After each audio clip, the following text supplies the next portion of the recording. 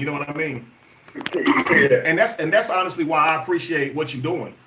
I mean, like I said, the song was already very good, and a lot of young people, you're gonna be able to reach people that you would otherwise never be able to reach had you not made this song or made the album that you're coming out with. So you know what I mean? So it's like Yeah. to me, I Yeah. think that's really cool that we can sit up here and talk till we blue in the face. You know what I mean? But some people will only hear your music if or hear what you're saying if it's to a beat, simply because that's the way that's what they're into. You know what I mean? And a lot of people, like you'll see a lot of older people just kind of like, talk junk about the young people and be like they're not intelligent. That's why they love this old hip hop, hibbity hop, or whatever. But they don't understand it's a cultural thing. Like I can't understand why older people would disregard younger people as if they're not the ones who raised the younger people to be exactly who they are. You know what I mean? Mm-hmm. Like my mother, man, Mm-hmm. she had brothers. She had like three brothers. When my mother died, I didn't see either one of them again. I only saw them every other year when they took me by there to see those people. You know what I mean? So Mm-hmm. those was my uncles. You know what I mean? So and a lot of us know children who growing up without parents, and we don't take no time to be a role model to them. So I just feel like if you're not gonna do those things, how can you become an old person and then talk junk about what the young people have became when you was there and watched it and didn't contribute? You see what I'm saying? It's like you can't blame Mm-hmm. someone for how they raised. You know what I mean? So they say the young people are the Mm-hmm. problem when really they're the problem because they didn't teach people. Like they're the catalyst for the ignorance. When you if you all you do is give your child your brain without researching what you were taught, you could be possibly passing down ignorance to your child. Like this is what we have to consider. Our children are inheriting ignorance from us because we don't care to learn. We don't care if we're Mm-hmm. right. All we care about is that it's religion or that it's ritual or tradition. And at some point, truth got to be more important than that. You see what I'm saying? Mm-hmm. At some point, we got to put truth as the priority, and then let the chips fall where they may after that. But not say, okay, I know this and this and this and this is true, but Jesus still exists. What? It just blows my mind. And like I said, a lot of people, man, to even be in the atmosphere where they would even hear that Jesus doesn't exist, or like I heard you mention the Council of Nicaea on your track, they would have never heard this stuff in most places. So just the sheer fact that they can put on your song in here about the Council of Nicaea instead of something that is not going to do them any good, to me alone, that's powerful. Hey, y'all, give me a thumb like the track. I thought the track was super dope. So man, just give me a little bit of your mindset when you was writing this song. Did you make the beat and all? One second. No, I didn't make the beat, man. I met this brother online that shot it to me. He pretty much produced 95% of the EP. But I got that first one. What was on my mind, man? It was just, tell you the truth, Spirit spoke through me, man. Um, it kind of just came out that way. Got you. Everything came out. I let it come out naturally. I didn't sit down and try to be Rakim or Nas and try to be the dopest MC of all time. I just kind of just sat down and let the thoughts and the words come to my pen. And as it came to me, I wrote it. It didn't mean it was wrote into one setting. I may have been in the shower and got a whole verse out of that shower. Came out and wrote it down. And eventually that's what you got. Wow. But I want to touch on something you said a little bit. Like the reason why, again, I did that because of what you just said is basically the same reason why I'm doing this music. I'm not doing rap music or making music because I'm trying to be on the Billboard charts. I can care less about any of that. Mm-hmm. At this point for me, it's strictly about either I can get into a pulpit of some sort and start doing lectures and have books and CDs in the back of the room, or I can do what I know how to do. And music penetrates people way deeper than any lecture ever will.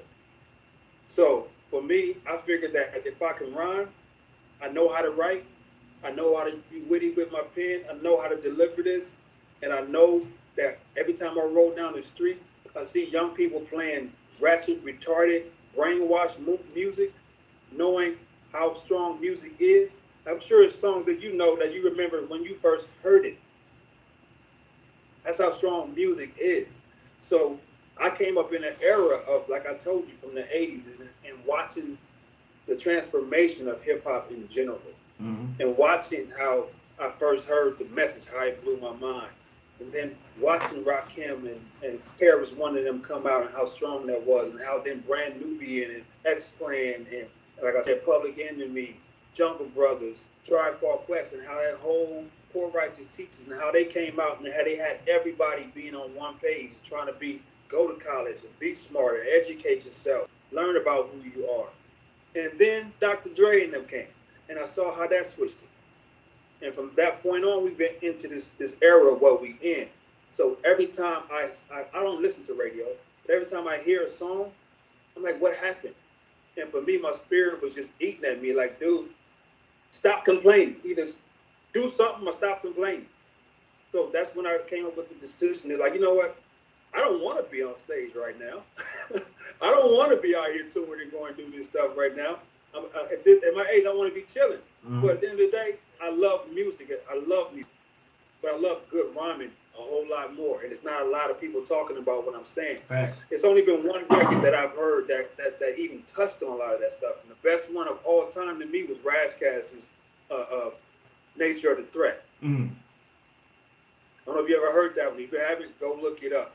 I will. It seemed like I have. Is it long? It's like 7-8 minutes long. Yeah, I've heard. Oh my dude, he went in. Like he totally went in. Yeah, absolutely. Yeah, I agree with you on that too. So people were saying that they could hear like thudding or talking in the background. So for those of you guys who couldn't hear the song clearly or came in I seen somebody say they came in at the back end of it. Listen, I put the link in the description, so please go give this video some clicks, give this man some views, share this video so other people can see it as well too. So listen, all we can do is make the music. All we can do is take the time and write and get to the studio and make sure it sounds good for y'all. But if y'all don't listen and share it, honestly, it ain't gonna go nowhere. Like, I don't care how talented you are. Like, we need y'all. So make sure y'all go show some love for the video, please. Please. Appreciate that. Indeed, brother. Indeed. I mean, the song was actually really, really good, man. So someone had said that, you know, a lot of Christians do know about the Roman Council of Nicaea, but what I mean is by reaching young people, like people with the mind that do care about this stuff. See, what we normally get is people who are already adults and they're getting this information. So yeah, they disregard it. But I mean, we're talking about hip hop here. Children listen to hip hop at way earlier ages, and a lot of them, I mean, they learn everything they know from hip hop. I mean, I'll be honest with you guys, man. As a child with no mother, no father, Eminem was my favorite, only because I could relate to this dude. Like, I could relate to Eminem. I knew what it was like to not be happy with your parents or be happy with your childhood. So a lot of times, man, some of the stuff he said would actually help me, get me through just by hearing his perspective, knowing somebody else was out there going through that. You know what I mean? Yeah. Yeah. So a lot of people, y'all got to really understand that, you know, when an artist makes songs or makes music or make music about his life and things like that, they're going to be able to reach people who maybe be going through the same things as them and actually be able to help them or hurt them, you know, if the person's not careful or whatever. So what we want to do is put out as much good music, positive, enlightening music as we possibly can, so we can try to contribute our best to creating the world. Like he said, he'd rather be up, you know, teaching and selling some CDs behind him, you know, behind the counter or whatever. I'm the same way, guys. I have literally no desire to be some famous person. These things that's happened for me has clearly happened by accident. None of it was like by my own control or by me trying to make it happen. However, I've tried to make the best of it and utilize it the best I could by way of now having a platform. Yeah, I said, you know what? Why not start back making my music? Why not start back drawing and doing all the things that I used to do? Josh and I and Lorenzo guys are actually working on a cartoon. Lorenzo will be some of the voices on it as well. So what I'm trying to use, I draw. So I'm trying to use a lot of talents that I have to try to wake people up. And honestly, the cartoons will be geared to a younger audience. We're trying to, you know, while they're in that adolescent stage of not really totally being submitted to this belief and just going with the flow because their parents tell them stuff and they're still in that questioning state and they're getting shut down, you know, by their elders saying, don't question God. Like you said in your song, don't question God. We want to offer some of the questions to these answers. I mean, some of the answers to these questions that we know they clearly have, and they're not getting the answers to them. And that should not be happening. If your children and, you know, you're a teenager or whatever, and you go to church and the people at your church can't answer your questions, that is a big problem, especially with them giving their whole entire lives to it, especially in your pastor. You ask him a question, he said, let me go pray about it. And you're talking about something dealing with the Bible's literature, and he don't know the answer to that.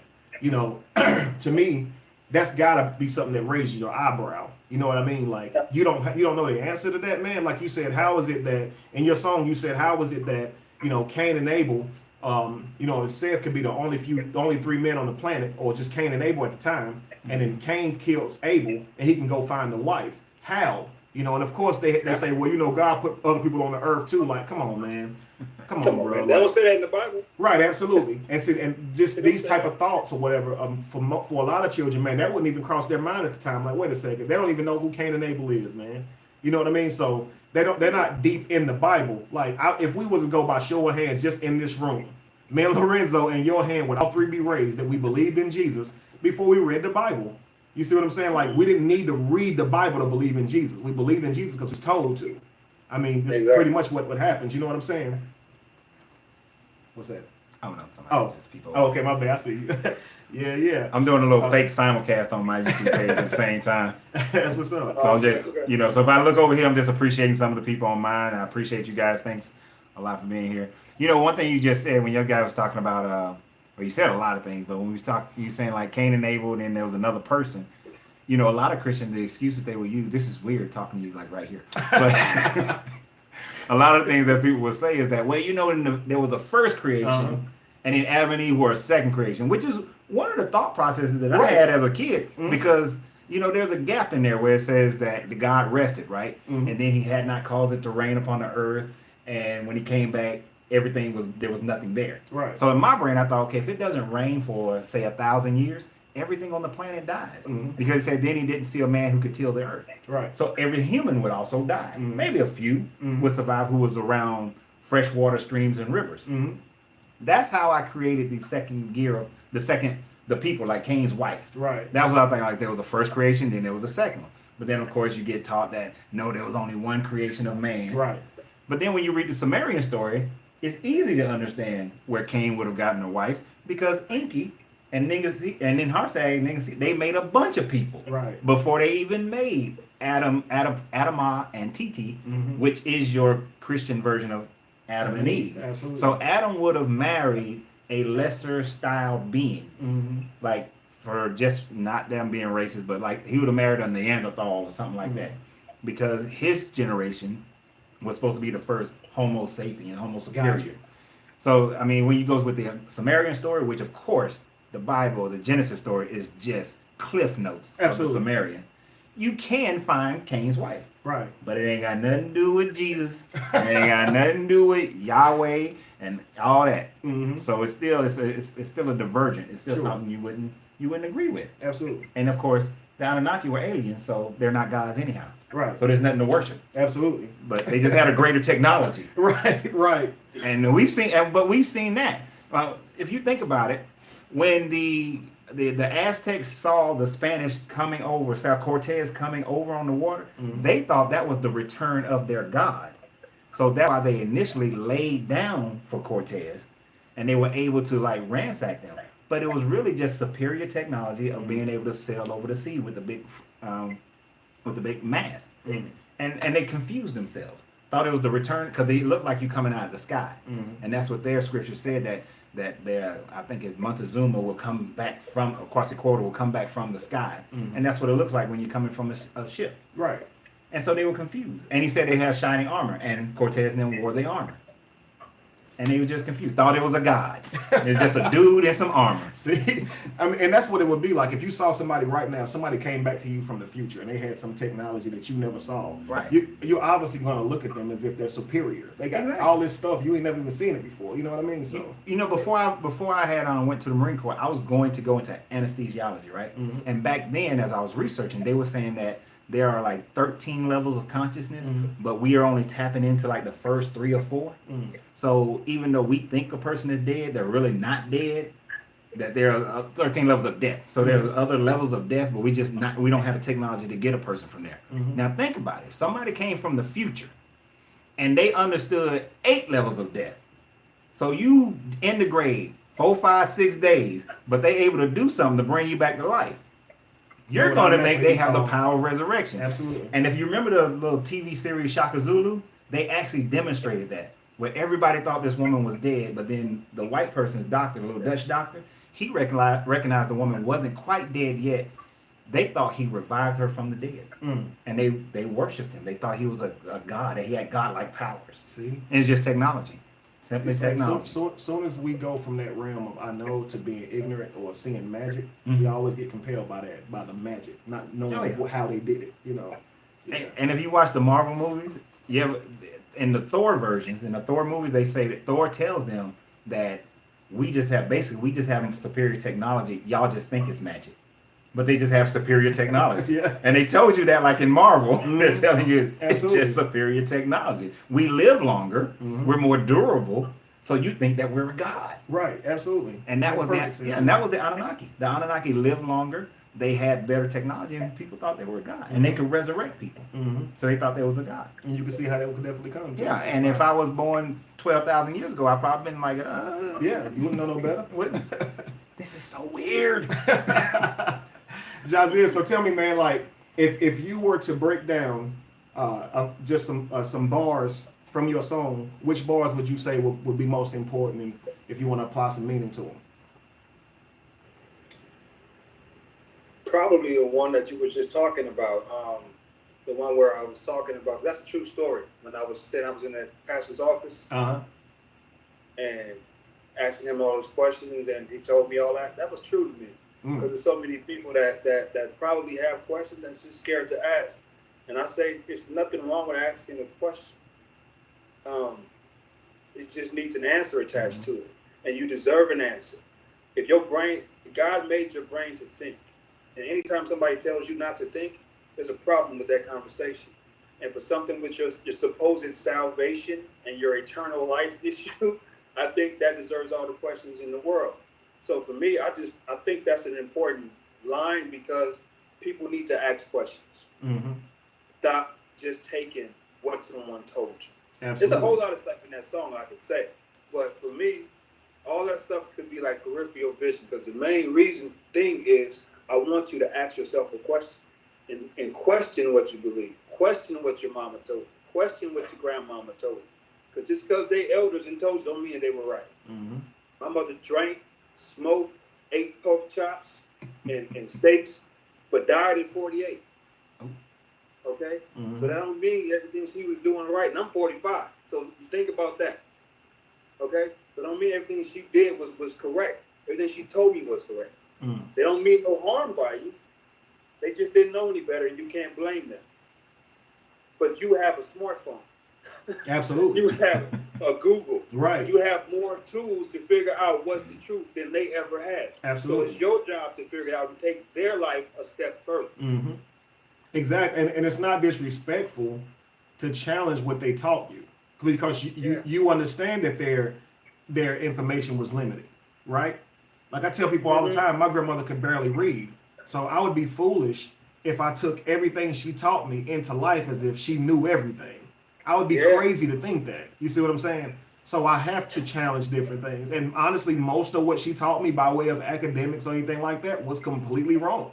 I mean, it doesn't make her any less of a person, but how could she have known algebra? You see what I'm saying? How could she have understood how rain really works? Like my grandmother would say, if it was raining outside, to be quiet because God is doing his work.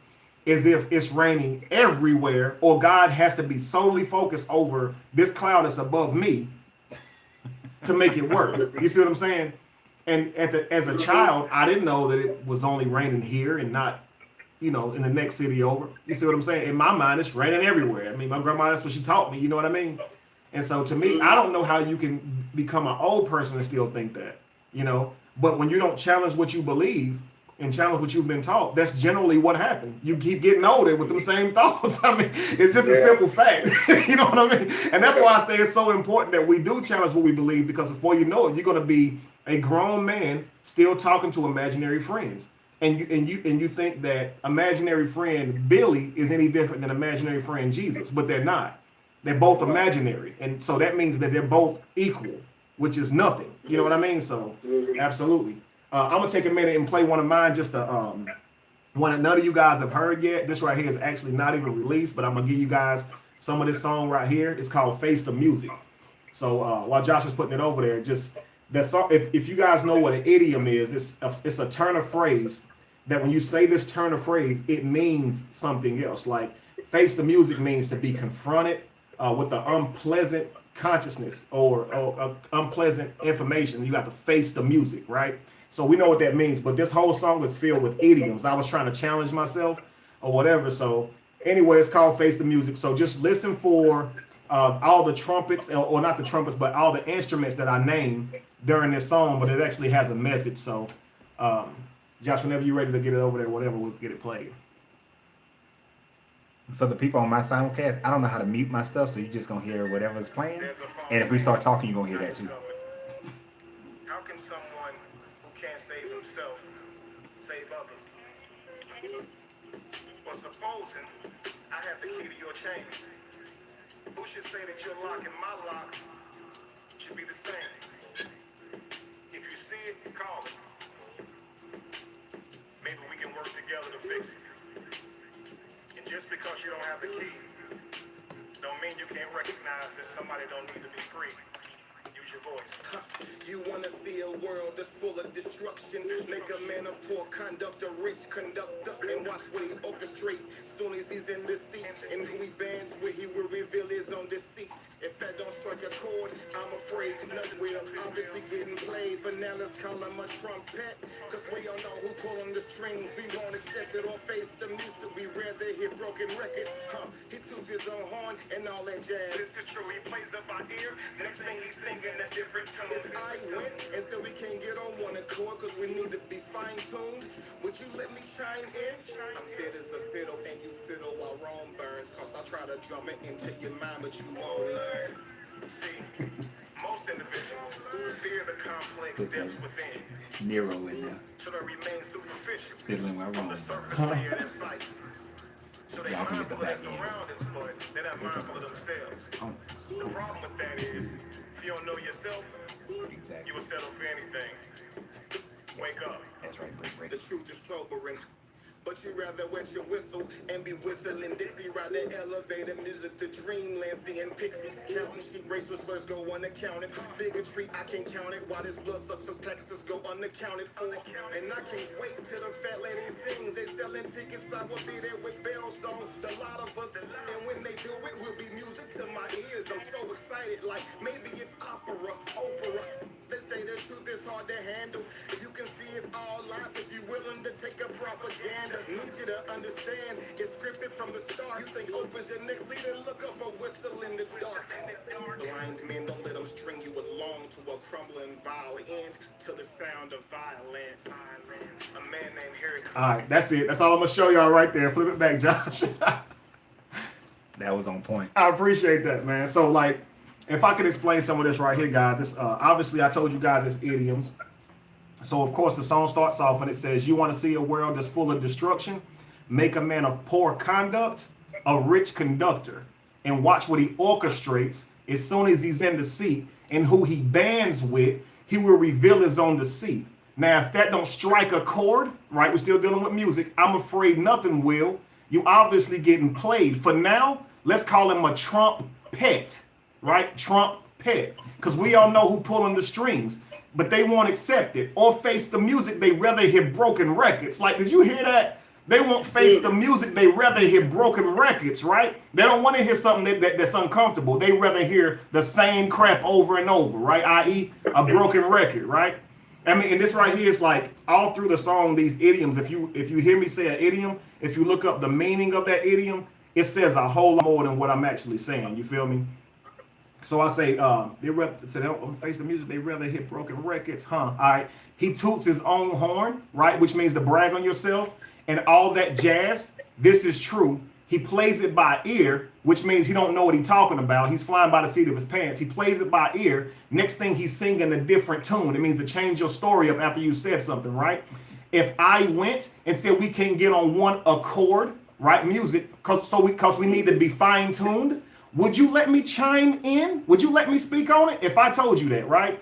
That's why I'm fit as a fiddle, and you fiddle while Rome burns. Fiddle while Rome burns means to stand around and not do nothing while everything around you is collapsing, right?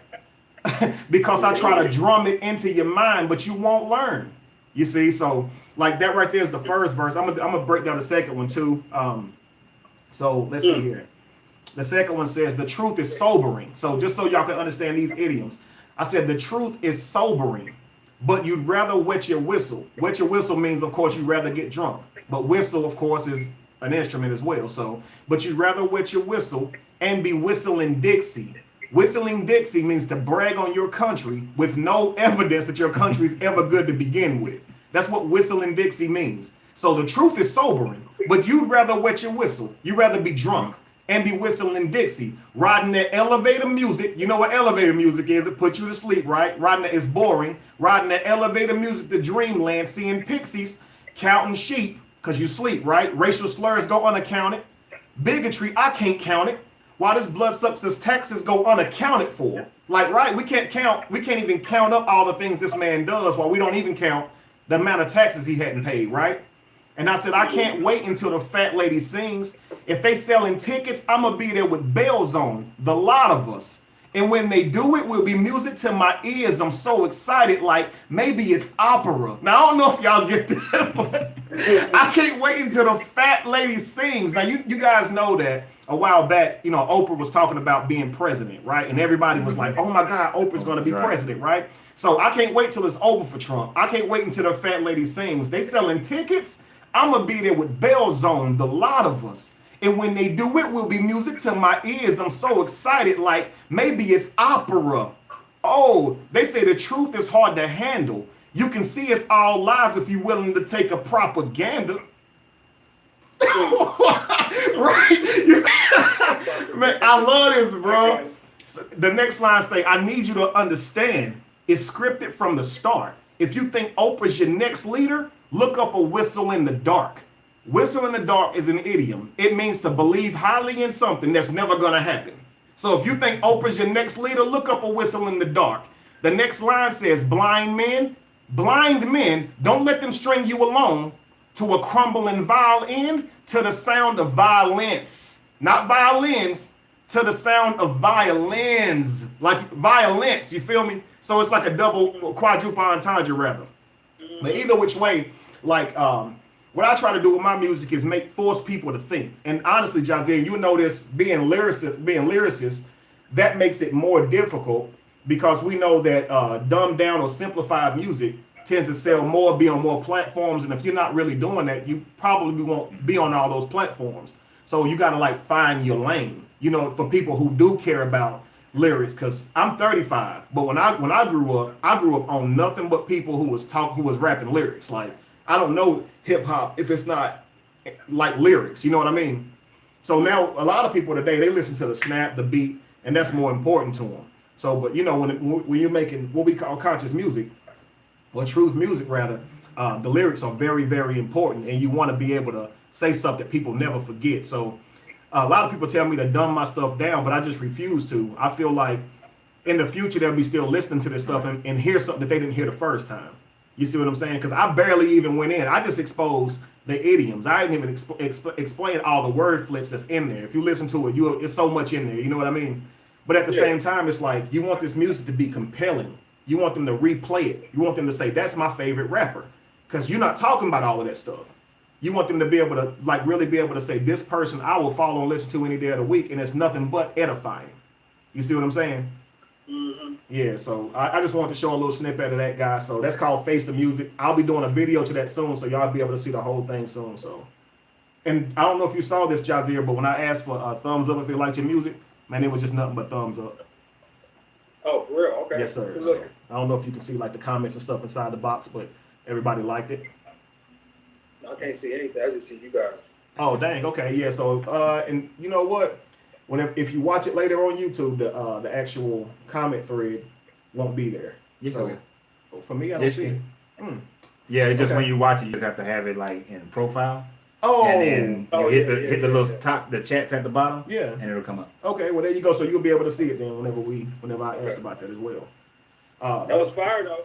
I appreciate that, bro. Coming from a lyricist, that's very important to me that you liked it. So, jig is over.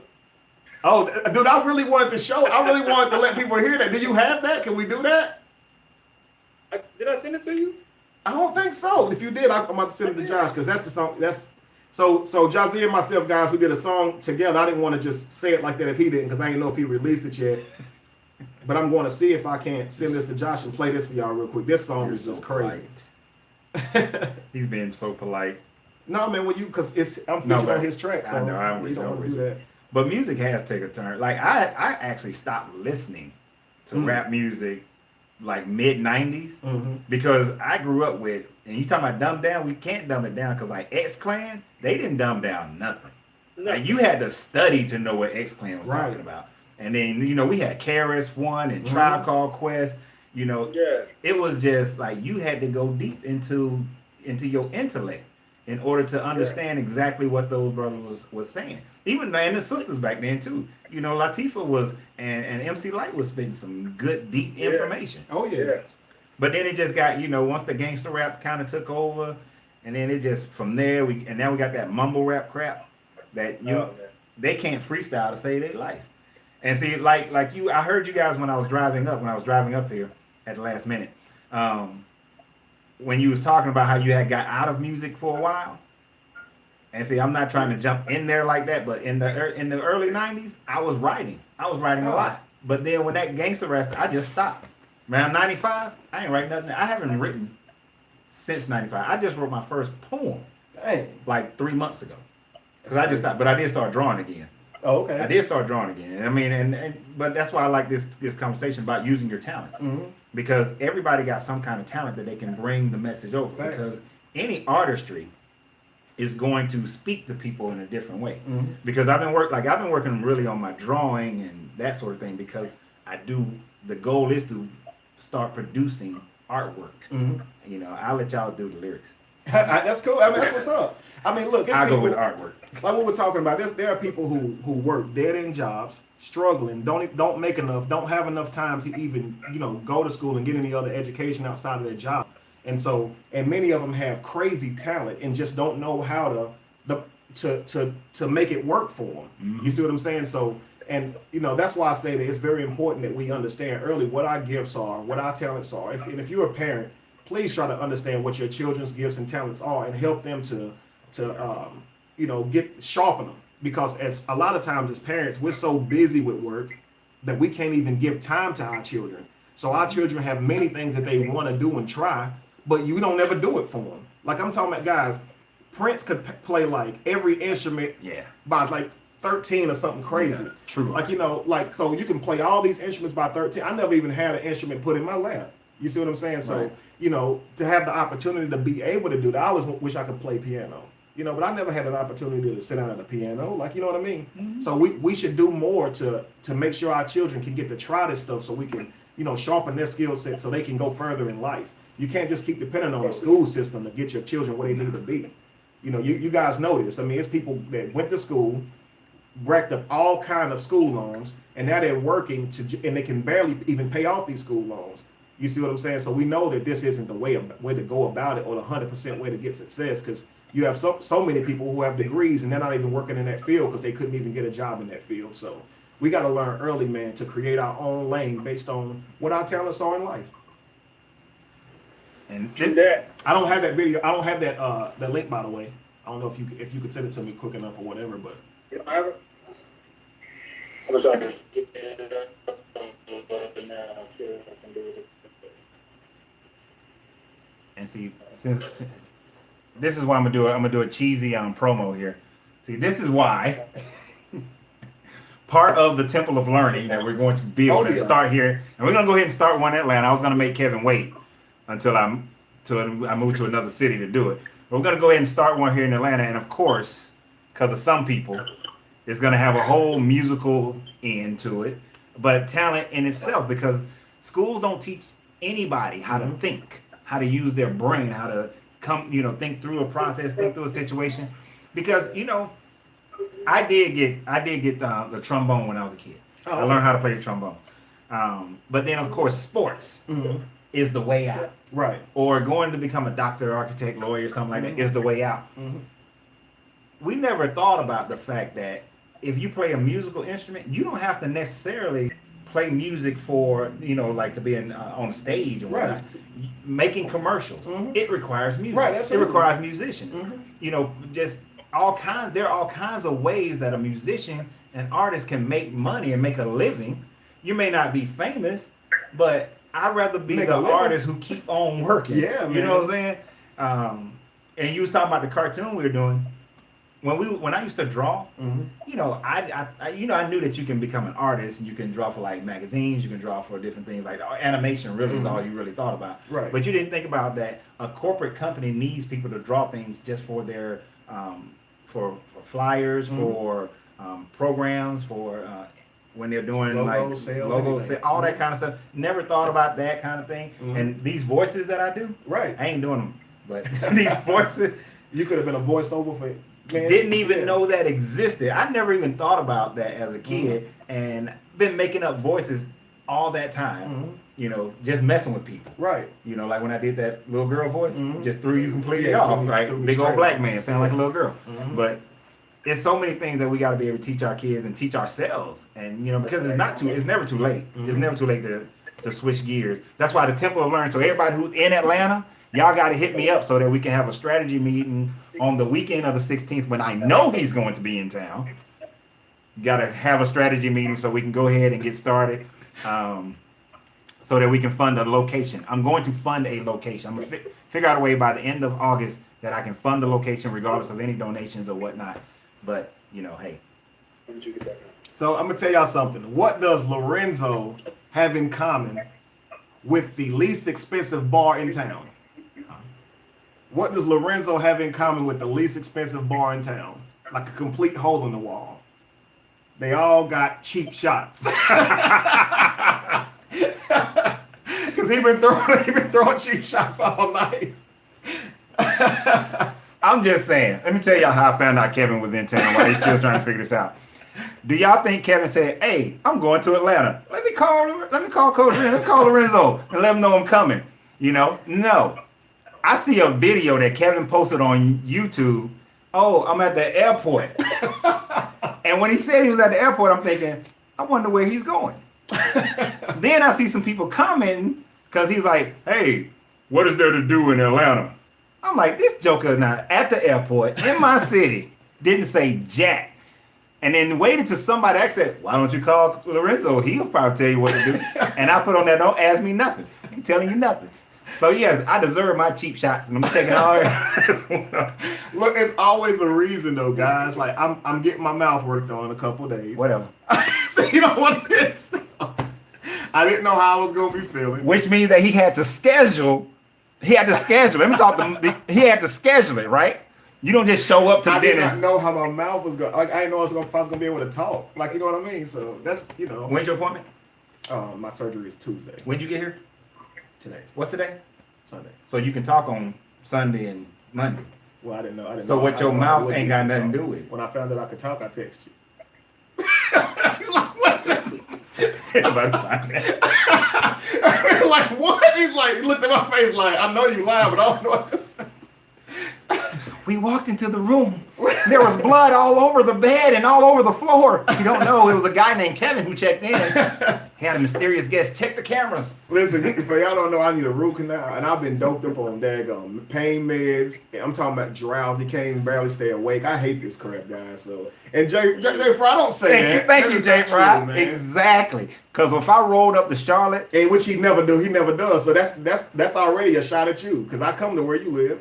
but when I get ready to open a store in Charlotte, I'll be rolling up to Charlotte. Oh, so you Or only go to seminar. places that you got stores in them? Is that what That's you do? business, man. I got to get all these people to go to Botswana with me. We got to make money. I don't want to catch Lorenzo in no city unless he has a store there. If y'all see Lorenzo and he's not out there speaking, please ask him what is he doing, because his store is in Atlanta. All right, he don't need to be nowhere else other than Atlanta. We're gonna be opening all over the country in the next 3 to 5 years, but so I'll be coming to everybody's city. Hey, Kev, Yes, sir. you should have it. I sent you the email. Oh, okay. The email you said? Yeah, Okay. It's just in what's the name, wave format, right? it's in, should be MP3. Oh, okay. Josh, is that something you can play on here or no? See, they all on my side. Yeah, Let me know. everybody, my side. Thank If you. not, we'll play it another time. That's right, Deidre. We going to Botswana. I've been doing a lot of research in Botswana. I made So some wow. contacts and everything. Absolutely. Yeah, he ain't gonna need a root canal. After we get off this thing, he's not gonna need a root canal. Yellow paper. That's actually a relief. I'm actually glad to hear that. Everybody else has been telling me like it's gonna be like the worst. So I'm actually hoping I prefer it the way you're saying. So. Thank you, Denzel Lee. And as a matter of fact, guys, just keep in mind Born Winter shirts on betheevolution.org. Okay, we got different colors and all now, so we got different products on there as well. So If he had told me he was coming, I would have said, "Hey, bring me a shirt and I'll bring you the cash." I don't have the shirts on me. Like you gotta order them. Like I just got a house full of shirts or something. What's wrong with this man? Reginald, I got a gourmet popcorn. Now listen, shop. I'm sitting Getting right ready to here. He open in knew I South was here. He Carolina. didn't bring me not one piece of popcorn though. You know what I mean? So it's cool. All right, so listen, guys. While we waiting Because on you having a root canal. Why would I bring you popcorn when you having a root canal? The dentist will slap fire at you. They see That's some true. kernels in That's your true. teeth. I appreciate Exactly. that, Ray. I was thinking about the brother. I totally agree. He had my back on that. Because the plumber was like, "Oh, you going to do this show with Kevin? Why don't you take him some popcorn?" I said, "He's getting a root canal. I can't take him popcorn with getting that." Bam. What you got to say on that? I thought about you. I can't say a single word, man. Exactly. I stand corrected. That's right. Shut it down, I buddy. apologize, and let's move on. Let's just move on. on. So, all right, guys. So Y'all don't get to see this part of me normally. So I wanted Jazir to stay around so you guys can hear his mind, hear how his mind works and thinks, and you can understand we ain't just out here making music. We actually know what we're talking about as well. So without any further ado, we're gonna move into this next topic. So if you guys saw the video that Lorenzo's talking about, as a matter of fact, Josh, while I'm talking, can you get that? Well, no, don't worry about that. We're just gonna go from there. So anyway, guys, I made a video earlier today. While I'm at the airport, a guy comes up to me. He's like, "Kevin, all I have to say is that you're wrong. You're wrong because I know not because of there was evidence for Jesus, but you're wrong because I fainted at church." So obviously I didn't laugh at the guy. I took him to be serious, and I tried to explain to him the best I could at the time that that's not proof of his belief, as there are 4,200 religions, and many of these religions faint in church and have fainting spells, and they feel chill bumps. When you feel chill bumps, you listen to music, go to concerts. People faint when they see needles, see blood. There's many reasons why people can faint. So we're just going to talk about a few of these things. Jesus is real because. So let's just talk about that for a second. Lorenzo, I'll give you first shot at that, bro. Jesus is real because I fainted in church. What would you say to a person who says that? I know they've taken them fainting as evidence that Jesus is real. Now, Right. if someone fainted in the gym, that wouldn't be evidence that Jesus is real. But if it's in a church, it is. It is real. That's asinine. That makes no sense whatsoever. Now, most of you guys know I was in the Marine Corps for like 8.5 years, Mm-hmm. right? I can't tell you how many formations that we've been in where guys they've locked their knees Mm-hmm. and then all of a sudden they pass out. Mm. So I guess that means that the Marine Corps God of Right. formations Absolutely. is real. But there's no evidence of that. That's just science. You Mhm. fainted because of something biological or something emotional has happened to you. But that's not proof. Now, people will say it was proof because I was so caught up into the spirit. And because you guys don't understand the spirit, that's why, you don't understand why I fainted. Mhm. But you can be so emotionally stressed or so emotionally happy. This guy named Sinek, he talked about in one of his leadership videos the fact that the same physical response, the same emotional, the same chemical response that you have for anxiety and fear is the same one you have for excitement and happiness. So, that's your door, not mine. So, so what that means is that your body can get so excited and so happy that you can faint. But it also means that your body can be so fearful that you can faint as well. So it has nothing to do with some outside influence. Look, guys, they wanted to bring me some fruit. Oh, I was wondering. Kevin got Secret Service coming up here. And interrupted my show for some fruit. Hey, man. And that's another thing. Hey, how about this?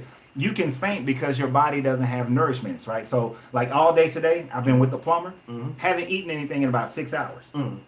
It is very plausible that if I go and exert myself right now, that I could faint. Now, how many times as a person, especially, I ain't gonna put it like that. You get up, you late, you're trying to hurry up and get to church, you don't eat, You haven't eaten since the previous night, and breakfast is literally breaking fast. So you haven't eaten for over about 8-9 hours. You go to church, you're in there, you're hooping, you're hollering, you got the little tight little Easter suit on, you can't breathe, your blood ain't circulating right, and all of a sudden you're so excited and you pass out because you don't have any nourishment.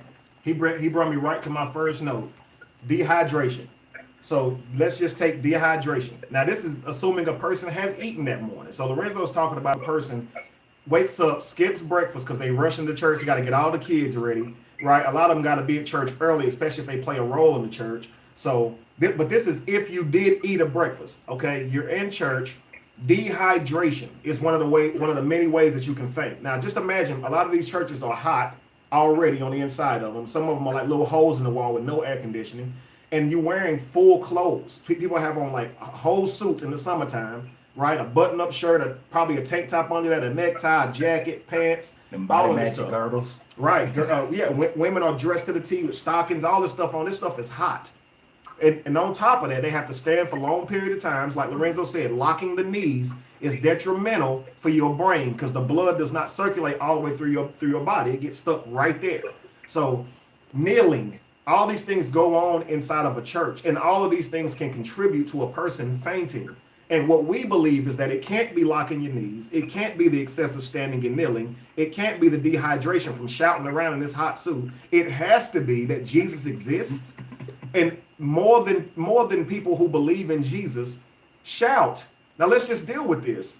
Other religions or other denominations, because we know Christianity has 33,000 different denominations.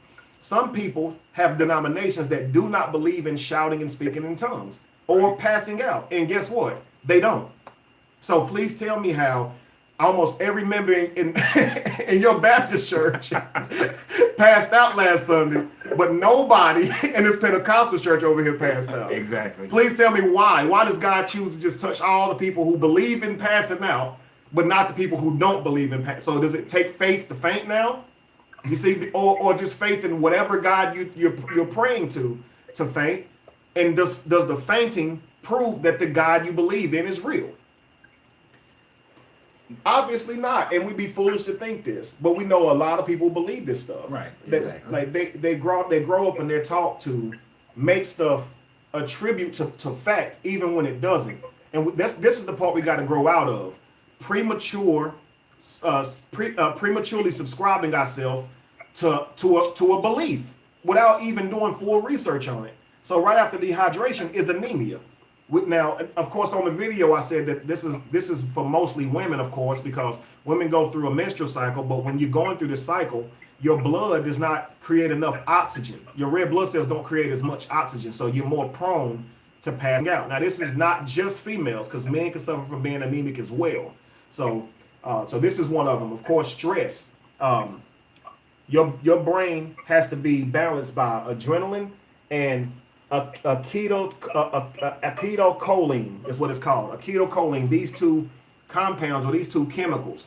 When a person is severely stressed, either scared or, like Lorenzo said, extremely excited, the brain does not produce enough adrenaline to keep up with the acetylcholine. So this right here can also cause you to faint. People faint from winning money. People faint from being, like he said, overly excited. You see what I'm saying? And people faint from being in fear, being in pain, right? The brain will shut down all because of that. But I'll stop with those three because I have a few more things that can cause, of course, fainting. And I want to ask Jazir, what does he think about what we said so far? And what does he think about, people subscribing to these beliefs just based on feelings? Go ahead, brother. I'm almost scared to even attack this situation. It sounds ludicrous, but my question would be, did he say he saw Jesus when he fainted? Not at all. Did he see the bright light or something? No, sir. He just fainted. That's it. I'm not a scientist by a long shot, so I'm not even going to attempt to stab in the dark and start making stuff. I'm just going to laugh at it, as it is really funny to me. But, woo! Okay. All I can take is, man, it's basically what we're talking about. It's just a will to want to believe something, to just make something up. That's just, it's the Easter Bunny, bro. It's Santa Claus. Absolutely. It is what it is. It's just, you got to make something up to make you feel better about something you probably already know don't do nothing for you, but you got to have a reason to keep believing it. And just like, and it's like, and now Jesus exists. Right. it's like that I condition. ain't never heard that one before. Yeah. Oh yeah. Huh? Think about little kids, right? How many times have you seen little kids play church, right? And you'll see not trying to be sexist or anything, but you'll see the women, the little girls acting like women who are like woo and falling out, Yeah. and then putting a little sheet over them, Oh, yeah. and all that kind of stuff. You'll see the kids will imitate that That's right. same thing. That's right. So if you're imitating it as a child, then you grow up in it, then your parents tell you to stop playing church. But you've already conditioned your brain that at a certain stage, your holiness is dependent upon you shouting and passing out on the floor and just being out of your exhaustion. Right. And it becomes shooting for experience. Right. It's And like, you think that is real. oh yeah. To you it is yeah. real. Yes, sir.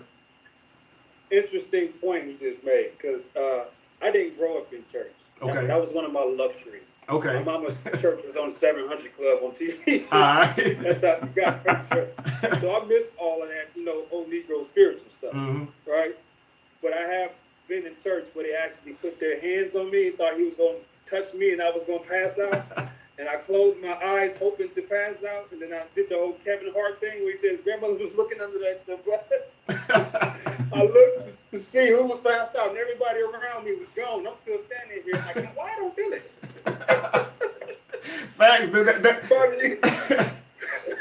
That used to always happen to I me. didn't see all that, so I was sleeping that idea. So my brain was functioning properly. Like, I don't feel this man's energy right now.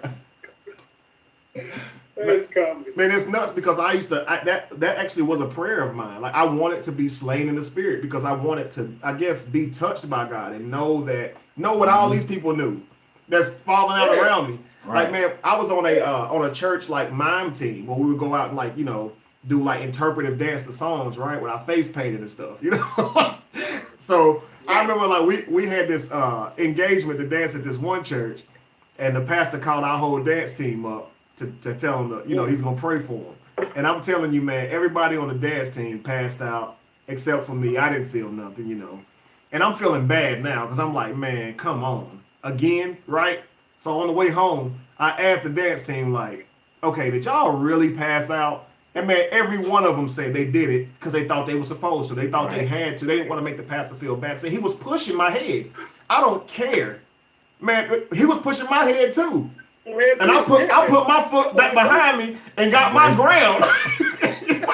You're not about to push me, dude. Like no way. If I pass out, it's for real. Like it's not a game. Like you know what I mean? Okay. Yeah. And you know what? It's funny. I had this was probably about 5 years ago. I went to this comedian concert. Now it was a Christian comedian concert, and there was a girl that she was talking about how she was Pentecostal, and she was real funny, little girl. I don't remember her name, so don't ask me, right? But Brick, a guy of mine he was telling a story about a lady getting hurting herself after her testimony. This little girl was telling me how she went to the holiness little week thing. What do they call it when they have a week? Revival, right? She went to the revival, and every night people got up there, and if you give yourself over, you're supposed to speak in tongues. But every night she never would speak in tongues, and it wasn't. And then she came there the last night, and she knew her mama and them was standing there like you better get it, because she was the only one who hadn't gotten it. And as part of her comedic joke, she talked about how she just started speaking in tongues and she started acting it out and all that kind of stuff. But she admitted right there that it was an act. It's completely an act because it's what you're supposed to do. Right. I used to watch this lady. I watched this lady when I was younger at church. If the pastor's wife started holy dancing, she started holy dancing. And normally she right there with her. But I watched her one time. She was in the back. I knew it was about time for the holy dance to start. That lady went through the crowd and then got to the pastor's wife, and all of a sudden then she got the Holy Spirit. I was dying. I was dead. I was about 11 years old right there. I just fell out like, man. Look at this. I just saw people stand up and dance. You know how? Okay, in the church aisle when you're trying to get out. Yeah. I mean, you got to be like a professional at getting out because it's like people legs in the way.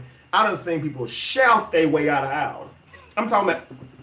and shout out. Like, you supposed to F up everybody in the aisle if you was really stomping shout. them ankles. Like, right. Didn't step on no feet, no nothing. And it's just amazing how the people who are part of the service, they don't get that. They don't pass out. They're not slain. It's never the organ player who over here getting everybody hyped. It's never the drum player getting everybody hyped. Nope. How come you never see like the drum player just land on his drums just asleep? You just hear like the music from the piano just because the man done fell asleep on it. You don't ever get that. You know what I mean? Why? Why is it that the ushers who standing at the back of the church, they never get it? They don't ever pass out and fall through the like flippy doors or whatever. You know what I mean? They got a job to do. The dude behind you, the person behind you, he'll never pass out with you because he got to catch you. You know what I mean? It's crazy, bro. I'd like to see somebody getting prayed for and the person behind them pass out or something like that. You know what I mean? Like, instead of somebody like throw their coat and hit somebody, and all of a sudden you hitting them with your coat, you know, is passing the anointing from you to them or the move of God from you to them, because that's what blows my mind. Like, these people they'll have them standing there and they'll just like wave their hands and people will pass out. And like I said in my video, like, we have like this all-powerful, all-knowing God is waiting on them to do this to make these people pass out. And then you watch the video like, and you see them running to catch themselves as they fall. Right, absolutely. Like, oh yeah, I got it. Oh. Yeah, let them fall. Don't position myself. Yeah, exactly. And now the committed do though. Mm-hmm. The committed, they'll just. Oh yeah, they'll go ahead and fall out. They just fall out. Oh yeah. They be bruised. Oh yeah. They don't care. I mean, and you can see this growing up as a child. You know who your people, you know who they're gonna be. Like, I had cousins who could shout like anybody in the church. I'm talking about do their exact shout. And guess what? They be shouting today in church and they think it's real. See, I never played like that. I thought that was like playing with God. You know what I mean? Right. Like, you're supposed to get touched. But see, the thing about it that blew my mind was, with everything that's going on in the world, what's the point? Really? What's the point? You touched them and they ran around the church, they got excited. Mm-hmm. What? And what? That, like, you didn't teach them anything. That credit is still in the dumps, right? They're still sick. They're still battling with depression, right? Like, you didn't do anything for them except for gave them a good feeling. So why? That's it. What's the point? Why would you do that? There's people starving and you rather give me chills. That's the point. You see, and they'll look at their skin and be like, bro, see them bumps? Like, he's in this building. Jesus, this is God's house. No, it's not. It's a building that a 501(c)(3) was used to purchase. People donate to it every week, and that's about it. But there is no God in this building, just like there's no God in your house when you go home in terms of the God you believe in. You see what I'm saying? But they come to this. It's kind of like this. When you go to see a comedian, you go with a totally different attitude than when you go to see Lauryn Hill sing. Right? You don't go to a Lauryn Hill concert to laugh, right? So when you go to a comedy show, you're going in there with the idea that you're gonna laugh. And when these comedians come out, you already ready. Like, you know you're supposed to say something funny and I'm supposed to laugh. You see what I'm saying? And in most cases, a lot of these comedians in the beginning of their set wouldn't even be funny, but we're there to laugh. And so when people come to church, they come to church to experience something. Mm-hmm. Like, they've been praying for it, asking God to show up. They're primed. They're ready to go. And so as soon as they walk into the buildings, they already mumbling, yeah, Lord, I'm glad I'm in your house praying. Please make a move in this house today, Lord. They just under their breath. You see what I'm saying? And the church knows this stuff. Like, they know this stuff is programming. You see, they'll have their music playing real soft in the background the whole time you're walking around church. They'll tell you to get up and go hug each other and love on each other just to get you primed and prepped for this loving type of mood. And that's probably the only thing about church that I can say I miss, is the sheer fact that people come to love each other. You see what I'm saying? And we get that at our events as well. Yeah. Like, people show up just to show each other love because they know that it's going to take that in order to get to the next level. But if I can say that's the only what I miss from church, it's got to be that. Like, it's got to be that. Like, it's because all the fake stuff and the hoopla with Jesus is real because it's just silly, because what you're saying is, outside of all the evidence that this book is plagiarized, outside of all the evidence that Matthew, Mark, Luke, and John are just pen names and never really actually existed in the realm of reality, outside of all of that, the character that people who never existed wrote about is real because you had a feeling. What excludes you from being like every other false religion out there who think they feel their God? Well, I have faith. They have faith. Exactly. What are you saying? What makes you right, man? And that's what a lot of Christians don't understand. When you simply asking them, what separates you from them? They got a book just like you. Well, we got scholars. They have scholars. You see what I'm saying? Like, you can go to a school and get a degree for Hinduism. Like, you can do that. It's a real thing. You see what I'm saying? So it's like, what do you have that they don't? And the answer is nothing. You don't. It's nothing that separates you from them. And like I said, the fact is the book that you have is plagiarized. So it's the problem is, number one, you're talking about a religion that isn't even the oldest religion. It's obviously stolen. It's very young. It's very young. And it does the same things that these other literatures do, even if it's not verbatim. The sheer fact that the God of this book chose to use literature is just enough said, because every other God of their books chose to use literature. So he's not creative, number one. Right. So he say his ways ain't like man's, but it's exactly like man's, because man been writing books forever. Like, what you talking about? You're not like man. You're exactly like man. I would almost beg to argue that you are a man. Like, you totally a dude right now. Like, what you mean? Like, totally, dude. And as a plug for places to go to love on people, come and join us on June 16th here in Atlanta. Absolutely. You gotta come, y'all. You gotta come. You got to get your tickets today Absolutely. so we can love on each other. And when we meditate, I'm going to make sure y'all are in position so that you don't faint, because you can faint while meditating. Absolutely. Now, if we get in the right position, you might fall asleep. Does that count? Hey, Is falling asleep that fainting? definitely counts, man. So, Have bro. y'all ever, again, I missed a whole lot of that hoopla in church, but have y'all ever seen the actual touchy, meaning the pastor that's putting his hands on people? Has he ever caught the Holy Ghost and passed out in front of I ain't them? never seen no crap like I ain't never seen them. I've never seen one of them pass out. But if I've seen them get up and start doing their own holy dance and shouting themselves, because if certain times if the crowd is moving enough, and I know this sounds so horrible, and it's about 2 minutes for that offering time, I've seen ministers get into it themselves, and then right after they get out of it, right after like it's calming down, that's when they hit for that offering, because they know it's just like when you're selling cars. You got them so emotionally attached at this moment that this is the prime moment to ask for the sale, you know? Because I sold cars for a little bit when I first got in the Marine Corps. And I knew that if I had a husband and wife and I got her thinking about safety and she's thinking about her kids and she's smiling and she's touching that joker on the shoulder, I don't like him, but touching that joker on the shoulder and everything, then all of a sudden, that's when I ask for the sale. Because I know she's primed and he want the cookie later on tonight. So I make sure I get it right then, you know? I even do it in my own store. I teach my salespeople how to do that. Absolutely. That when somebody tastes something and they're like, "Ooh, that is so good. What size would you like? Would you like the medium, the large? Absolutely. You know, you want to add this to it, you know, because that's the time for the Right. sale." And that's actually really good sales pitch. He didn't say, would you like to purchase this product today? That leaves room for a no. Let the customer come up with their own no. So he said, what size would you like? Would you like a large? That way they might say, give me a medium. You got yourself a sale. But if you be like, would you consider purchasing some of this popcorn today? They're probably going to be like, because you give Let me them taste out. some more. Let me try Right. some more. But when you're up there and the ministers start getting into their holy dance, and they're in their holy dance and they be hollering, and I said holy dance, their holy dance, and they're in it, and all of a sudden what they go into is, now the guy got a blessing for you, but if you gotta sow that seed, are you ready to sow the seed? Pull out your wallet, pull it out of there, go sow an uncommon seed, and next thing you know, you just yes, and you writing your money, and then Monday you like, I gotta pay rent. Right. But Duplan hits one another jet. Right. So we gotta get that jet. Absolutely. And what he's saying is exactly right. They become very boisterous, okay? And they start saying, reach deep down in your pockets. And what that means, guys, is give me more than a little bit of money. Reach deep down in your pockets and give God a gift that you know he deserves. He done been there for you all week. Now, and here's what they do though. Before they even get to the money, they already get you in the, like he said, primed. You already getting in the mood for giving. Because first you got to give praise, right? Right. And you'll notice that the preacher will say stuff like, "I'm preaching better than you, amen."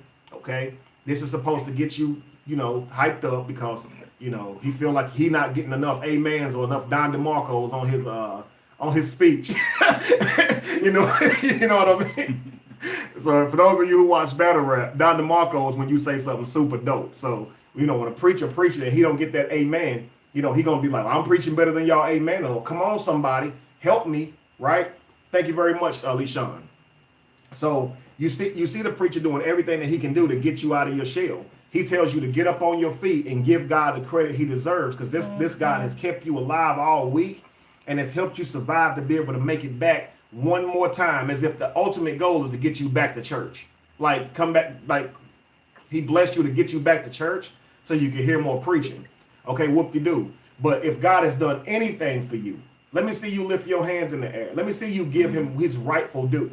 And so here you are beside the person, you know, trying to praise a little bit harder than they doing. Right. If they hands like this, because you got a few different ways, you know what I mean? I don't know how, you never was in church like that. I watch people. Okay, so I was a praiser. Like I was a praiser. Like I didn't mind putting my hands up. But it always start off like right in here. You know what I mean? And as the service go on, you get high. No, I was before always, you know it. You under arrest by the end of the service. I was generally like this. I got you. That was some bull. I gotta go research that because that wasn't right. So, Grandma, what did he say? I don't think that was right, Grandma. I gotta go to the library this week. That's no. Oh, you in the back and they praying for somebody and you gotta reach your hand up there, you know, to add to the power. Oh yeah, yeah. I'm talking about you way in the back of the church. Oh yeah. You're supposed to extend your hand and preacher praying so long, now you got a kickstand under your hand. Yeah, I ain't do that. Look, I'm gonna tell you what's saying. Hey, listen, y'all. Y'all ever had y'all hands extended towards the person getting prayed for, right? And you so tired you don't look down, and then by the time you back up, your hand pointed to some other member, not the person. Like your hand done drifted all the way over to somebody else, and you like, that's why God ain't healing them right there. I know, To get back up. you giving the power to the wrong person. You feel like freaking the world giving Goku your energy for a spirit bomb. Like you feel like you really about to get this man Now, something. I will admit, I've been in a church and they was doing So I that. said, hell yeah. Everybody did it. Your hand drift, you pointing at somebody else. Sister so-and-so in the corner. How does it drift that much? It's never barely off. It's like always like somebody totally different. But now you guys know, I was going to churches because I was married to a woman who was Christian, and they might be doing that. Mm-hmm. And the whole time, if I was participating because it was somebody that I liked, I was up there thinking about my chakra energy. Oh, and I was up there thinking like, I'm going to give you some of my heart energy, man. I'm going to give you my heart, and you're going through some stuff. So, you know, I'm breathing from my heart chakra, and I'm channeling I wasn't paying attention to nothing they were saying. But it was like, depending upon what they was going through, I was focusing on my energy. Because I did take things seriously. Like, okay, so in this little story with the woman with the issue of blood, right? This was one of my questions I always asked and got cussed out for. She had an issue of blood. She said she touched his garment, right? How did Jesus know that somebody had touched him? Right, exactly. He said, in the little words say, I felt the energy, the power go out of me. Which I always wondered if God's supposed to have all this. He's supposed to be, how can energy leave him? Right, that's so you don't have and as you much notice as you had it, to begin, and you know, right? You on quarter tank. How that happen? But so when he said that, I was like, whoa. He felt the energy. So, but I understood that esoterically that we all are energy, and we can transfer our energies. Just like you hang around a bunch of negative people, you start being negative because they're transferring their personality, their energy to you. You know, or you around a bunch of people that are energy vampires. So I would be in there. Think, you know, a brother having some problems with a job or some confidence. I'm thinking solar plex power shock. We're gonna get his brother some power, some confidence. You're gonna breathe from in here and shoot that energy to that brother because he gonna be, you know, in it. You know, so I always, you know, that's if anybody ever say they saw me doing that, that's what I was doing. Hey. Didn't care about what they was was a better doing. man than me because I was showing depending on Jesus to show up and do something. There was a lady who sat up in the front row, and I sit in the front row as well. So really, she sat behind me. She probably sat on the third row, but she had like a huge, like I think call them goiters. Oh yeah. And she had a big goiter that sit out of her neck, like humongous, man. And she was like just one of the nicest old ladies, you know. So I used to really want that goiter to go away. Like I promise you, man. When I would leave church, I would pray like, God, because here's what it was. I wanted the goiter to go away, but I didn't have enough faith that it would. So I wasn't about to go up there and pray and look stupid. So Right. I never prayed for her because I ain't had the confidence to do it.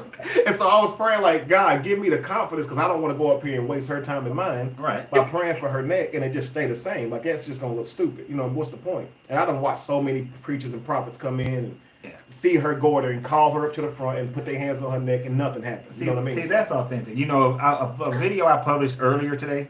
So cheesy little thing. Y'all go to my YouTube channel, check out my video. But I published one earlier, and I talked about the fact that sometimes you just don't know something. You don't know, and they're so afraid to say I don't know, Right. that they can't do it. I mean, my video's a lot more about more than just that, but it's just a part of it where people, if they're so scared to say I don't know, Right. or I'm not confident that I could do this. Instead, they'll say, "Oh, I got the power of healing," and I'm like, "Okay, if you got the power of healing, I need you to go to the hospital and start healing." Yeah, show me. You should be in the hospital just just I got leukemia, bam, no you don't, and just keep them moving. Right. But then it's always, well, they got to have enough faith. Then if they got to have the faith, Then you don't matter. then exactly, which is even in the book. Every time the Yeshua character says he heals somebody, he said, "It is by your faith you are Absolutely. healed." So that means you never needed Yeshua. All he was somebody who convinced you Absolutely. that you had it already within Facts. you Facts. to heal you. And that's how I took that. You know, I don't throw the whole book away. I take what I can from it. But I took that as, right, it's inside me. I don't need you. I don't need some Absolutely. third party. Right. You know, I'm my own. So I've had, when they told me I had sickle cell, right, and when I was in high school, they told me I had sickle cell. I was like, no, the hell I don't. I'm not going to have sickle cell. And the first thing I did is I told my body, let me tell you what you going to do. You're not going to have sickle cell. And then, I ain't too stupid. I went, started doing the research on what it is, how it comes about, all these different things. And I started changing the way I eat. That's when I really, really started meditating, you know, so that I decreased my stress and all that kind of stuff. And 3 years later, since then, I was 18 when that happened. By the time I was 21, I've never had a blood test that ever had come back and said that I had sickle cell. It's powerful. And I was like, no. It's powerful. So they still won't let me get blood though, but that's just their rules. Still. But I've never had that. And I just decided, I've always decided what this thing is going to do. Because this belonged to me Absolutely. while I got it temporarily, Absolutely. you know. And if it don't do what you Hey, say, yeah. take responsibility and enforce it by changing your habits. Exactly. What's up, bro? I got a deep question for y'all. I don't mean to be an interviewer or just I got a question. No, do your thing. I'm just dying to know. I know y'all down that Bible Belt, right? Yeah. All day, every day. Hey, right. Uh-huh. What do you say when people say to you, if not Jesus, then who? I mean, You're going to get two different answers. right, from a Christian perspective, right? They don't understand. Well, let me put it this way. A lot of them prefer, and before I even say that, shout out to Shondale. Shondale had gave a donation. I want to remember that. He said, again, y'all should start your own show like 5150 and find y'all a Darlene, enjoying the vibe and chemistry. Man, that's hey, why not? I don't know what that is, but yeah, let's do it. All right, so it's a show. I think you got like Corey Holcomb and okay. a lot of people on it. But like for me, what I'm noticing, man, is a lot of Christians really just don't have an understanding of what you should be praying to or believing in if it's not a God or religion that's known already. You see what I'm saying? So they'll tell me things like, I prefer you to be a Muslim, but just don't be not praying to nothing. Like, what's wrong with you? So their idea is like, if it's not praying to Jesus, then like you said, which God, right? Or if not God, then who you praying to? You worship something, right? Because in their mind, they can't understand the concept of not having something to worship. And if you don't have something to worship, then you must worship yourself, right? If you don't believe in the characters in the Bible, then you must believe that you God, right? And then of course their understanding of God skews their understanding of what we're saying when we say things like I'm God. When we say things like, or you hear people say things like I'm God, right? Or I can take care of myself. They assume that you think you have the attributes of the God that they believed in's attributes. Like, you know everything now. You smarter than God now. You challenging God now. No, I'm not challenging. If I say Wolverine doesn't exist, I'm not challenging Wolverine. Like, I would be stupid to try and challenge Wolverine. He's animated, right? And so if I say Wolverine doesn't exist, I'm not saying I heal faster than Wolverine. I can handle having adamantium placed in my body better than Wolverine. None of these things. So when we say the Bible's God never existed, we're not saying we smarter than him, have better creation tools than him, anything like that. I try to get people to understand that you see the world from a certain perspective. And that's what they first have to understand. From your perspective, you must give your credit or your life to a God or the belief in a God. I was raised the same way. But just because you were given that perspective doesn't mean that's how it is. You don't have to exchange one God for another. You see what I'm saying? So for me, whenever people ask me that, that's the first thing that comes to my mind is you say, if not Jesus, then whom? Then, there's no evidence for any of them. All these books are written in by man. So if you're saying, is there a God I should worship? There isn't one.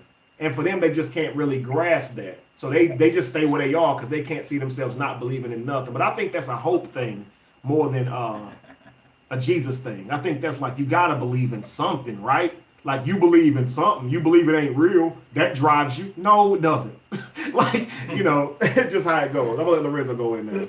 Well, actually, I thought we was going to be very, very different, but we're not very, very different because I don't know why. But anyway, so the thing is, I'm similar to take everything Kevin said, right? And the only difference for me would be that because I studied the Hermetics and I follow the Hermetic teachings very closely, and I don't believe everything the Hermetics teaches as well, but the fact of the matter is that I do believe that some kind of intelligence was designed, all of this stuff. Like nature just is too well programmed for it to just been thrown in a box and there it was. Plus science backs up the idea of, that you just can't put everything in a swirl and you get a Boeing jet. You're going to have something that puts in a system or process in order for all of this to happen. Now, the actual video that I did publish earlier today was, one of the questions was the fact that we will never actually know. We have a finite mind, a finite consciousness. We can't really fathom the fullness of the universe itself. I mean, we don't even we know a star is born, but we don't truly understand how a star is created. And then there's the question. Energy is neither created nor destroyed, right? But at some point, some energy had to start somewhere. Don't know how. Right. So we say, I don't know. Based on how we think. Absolutely. Right. And that's purely based on how we think now. So when people say to me, like, okay, if I don't have Jesus, if I don't have Muhammad and Allah, where do I go now? And the first thing I tell them is, look in the mirror and you'll find that your divinity is inside you. And your book that you're coming away from actually told you that the kingdom of God is all around you and inside of you. So if that's what it's saying, it's really telling you that your conscious being is the closest connection you're going to have to understanding the universe, which is why I like the Hermetics, because the Hermetics really drums that in. That there's no accidents, there's no miracles really, it is all cause and effects. It's just you got cause and effect happening at different planes of existence that's beyond your understanding. So that's generally what I teach them, and that's what I tell them. That's a general synopsis, because then it depends on the individual and what they grew up learning and who taught them what, because there's so many different, and then I'll show them the connections of all the different things like chakras and energy and that sort of thing. I will talk about that so that they can understand themselves better. But at the end of the day, it's like what Lao Tzu from the Tao taught, is that when you learn to understand you, that's real power. You may control some people, that's good, but when you really control and understand, that's real power. Absolutely. Akhenaten in the schools of mystery in Egypt, that's what they taught. When understanding the inside, that's what Pythagoras taught. Understanding the inner man, Socrates, Plato, the Temple of Luxor, all of that is within you. And when you know that, and you have to also know, and now I'm cheating because another video that's actually currently loading right now, I talked about the fact that when even in the knowledge of self, you have to recognize that every moment you have in life is a change to who you are. So even though you think you know who you are a year ago, and you say, well, that's me. I'm Kevin. I I done threw away all that stuff. I know it's all allegories, but the fact of the matter is you've changed from then till now. Absolutely. So the who you are now is not the who you were back then, Absolutely. but your mind would tell you you are who you were back then. Right. Even though the truth is you're different. But being able to recognize that difference is what truly knowledge of self is, which allows you to continue to grow, because there is a constant in the universe, and that's change. Change is going to happen no matter what you do. You can't stop change. 100%. You know, so getting more into you and being honest with you. You know, so we go, but that's like, I'm all over the place right now. No, actually, no, you're not. I was loving what you were saying. That's a lot of what I tell people. Yeah. Look in the mirror, and like with my children, I do this with them now. It's just an exercise. Look in the mirror and tell me something about yourself that I can't see in that mirror. Oh, that's Because good. it's easy to look in the mirror and say, I'm a boy. I'm 5 foot, whatever. Consider But yourself. no, that's fine. That's fine, brother. None of that's you. Right. Exactly. You can look in the mirror and that does not define you. Like your talents, your gifts, your personality, your culture. Nothing about you is shown in that mirror. Right. So if I didn't know you, seeing you wouldn't tell me nothing about you. Exactly. You see what at all. So I try to tell people, like, some people say inner voice, some people say energy. I think I say inner me now, because when I close my eyes, I can still see images. When I think, I can still hear that voice inside of my head. So that's the inner me, right? What we call our truest self or our spirit, whatever you want to call it. That's who you are. Your vessel is not you, right? You see what I'm saying? Like, what you see in the mirror is not who you are. It doesn't describe you at all. And so what I try to tell people is get to know that person, because that's the person you've been neglecting your entire life. Like, people think they're ugly. You understand what I'm saying? Like, people go through life thinking they're ugly, thinking that they're insecure. You see, because they think that they identify with what they see in the mirror, what the world has told them is attractive or not attractive. You see what I'm saying? So they go through life, really, they go through life really attributing themselves by the way the world would see them. You see what I'm saying? And that's it. That's it. You see what I'm saying? Like, there's no real them in there. They've lost themselves. Their morals, their how they look, everything about themselves. If they were to ask you, tell me about yourself, they'd say, I'm a Christian, right? I'm a Muslim, right? I'm a man, I'm a woman, I'm black, I'm white. These don't define you. Nope. You see what I'm saying? These are descriptive words if I was going to, like, sketch you out or something on a piece of paper, but it doesn't tell me who you are, because I know some good Christians who they just believe in bull crap, but they're good people. So saying they're a Christian actually wouldn't define them with the many Christians that comment on my stuff all the time, telling me I'm going to hell and, coming out with all this, evil stuff, hating me. There's tons of Christians who never showed me any fact, who was just like, I understand where you are or whatever, or that's interesting, I'm gonna look more into that. So it's different types of, I was that type of Christian. Like, that's how I woke up. I'm not gonna sit here and argue with you about something I don't know what I'm talking about. So when I would see people saying Jesus didn't exist, I didn't comment at all. I'm about to go find out. Like, what you say? I ain't never heard nobody say that. You know what I mean? Like, what? Jesus didn't exist. So wait a second, time out. So I'm going now to try to find Jesus, and he couldn't be found. You see what I'm saying? So, I mean, there's Muslims that I know. There's one Muslim, I can't think of his name, but my video went viral, man. This man, he pretty much chatted with me for about like 6 months, trying to get me to come to Islam. But the thing about it, the dude was never rude, and he was very intelligent, and wise. I actually enjoyed the conversation. He and I both knew I'd never become a Muslim, but me and him actually became really cool because we actually thought alike. You see what I'm saying? In a lot of ways, it's just when it comes to his religion, he abandons all thought. Like, he gonna hit the ejection seat on logic just because we talk about religion. You know what I mean? But I mean, a lot of people, man, they describe themselves by what they're told. I mean, honestly, man, you ask a lot of people what they do, they might, who are they? They say, I'm a carpenter. They might say their job. They might say, I'm a father, I'm a husband, I'm a brother, I'm a son. But in reality, these are relationship titles that another person would use towards you. So who are you, though? Who are you personally?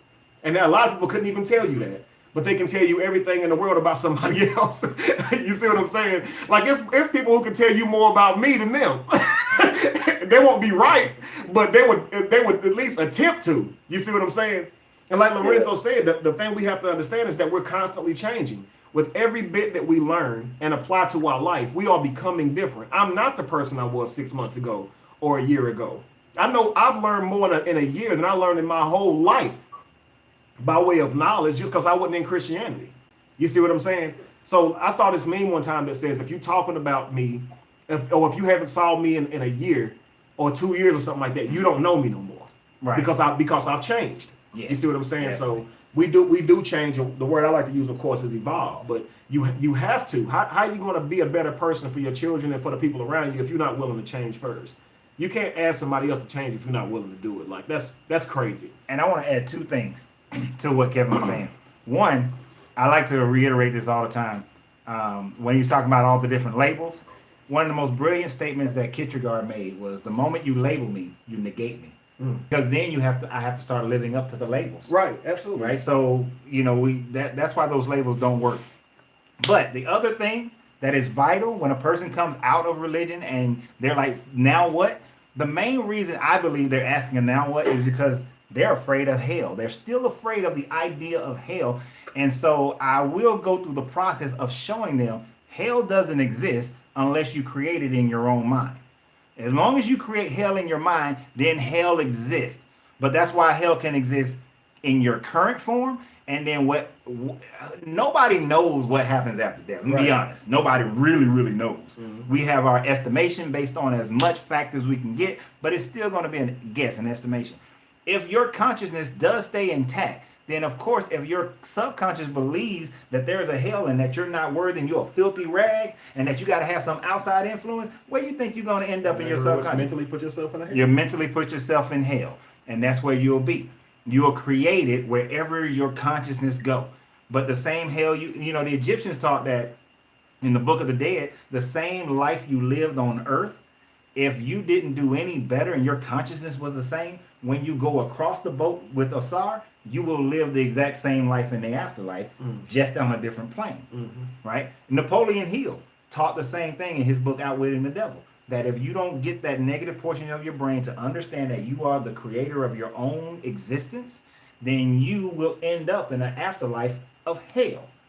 And even the show Lucifer that I love, and I'm mad as hell that they canceled my show, they discussed that in that show where you go into a hell loop because you believe it. And they said that the Lucifer character says that the door of hell is never unlocked. It's never locked.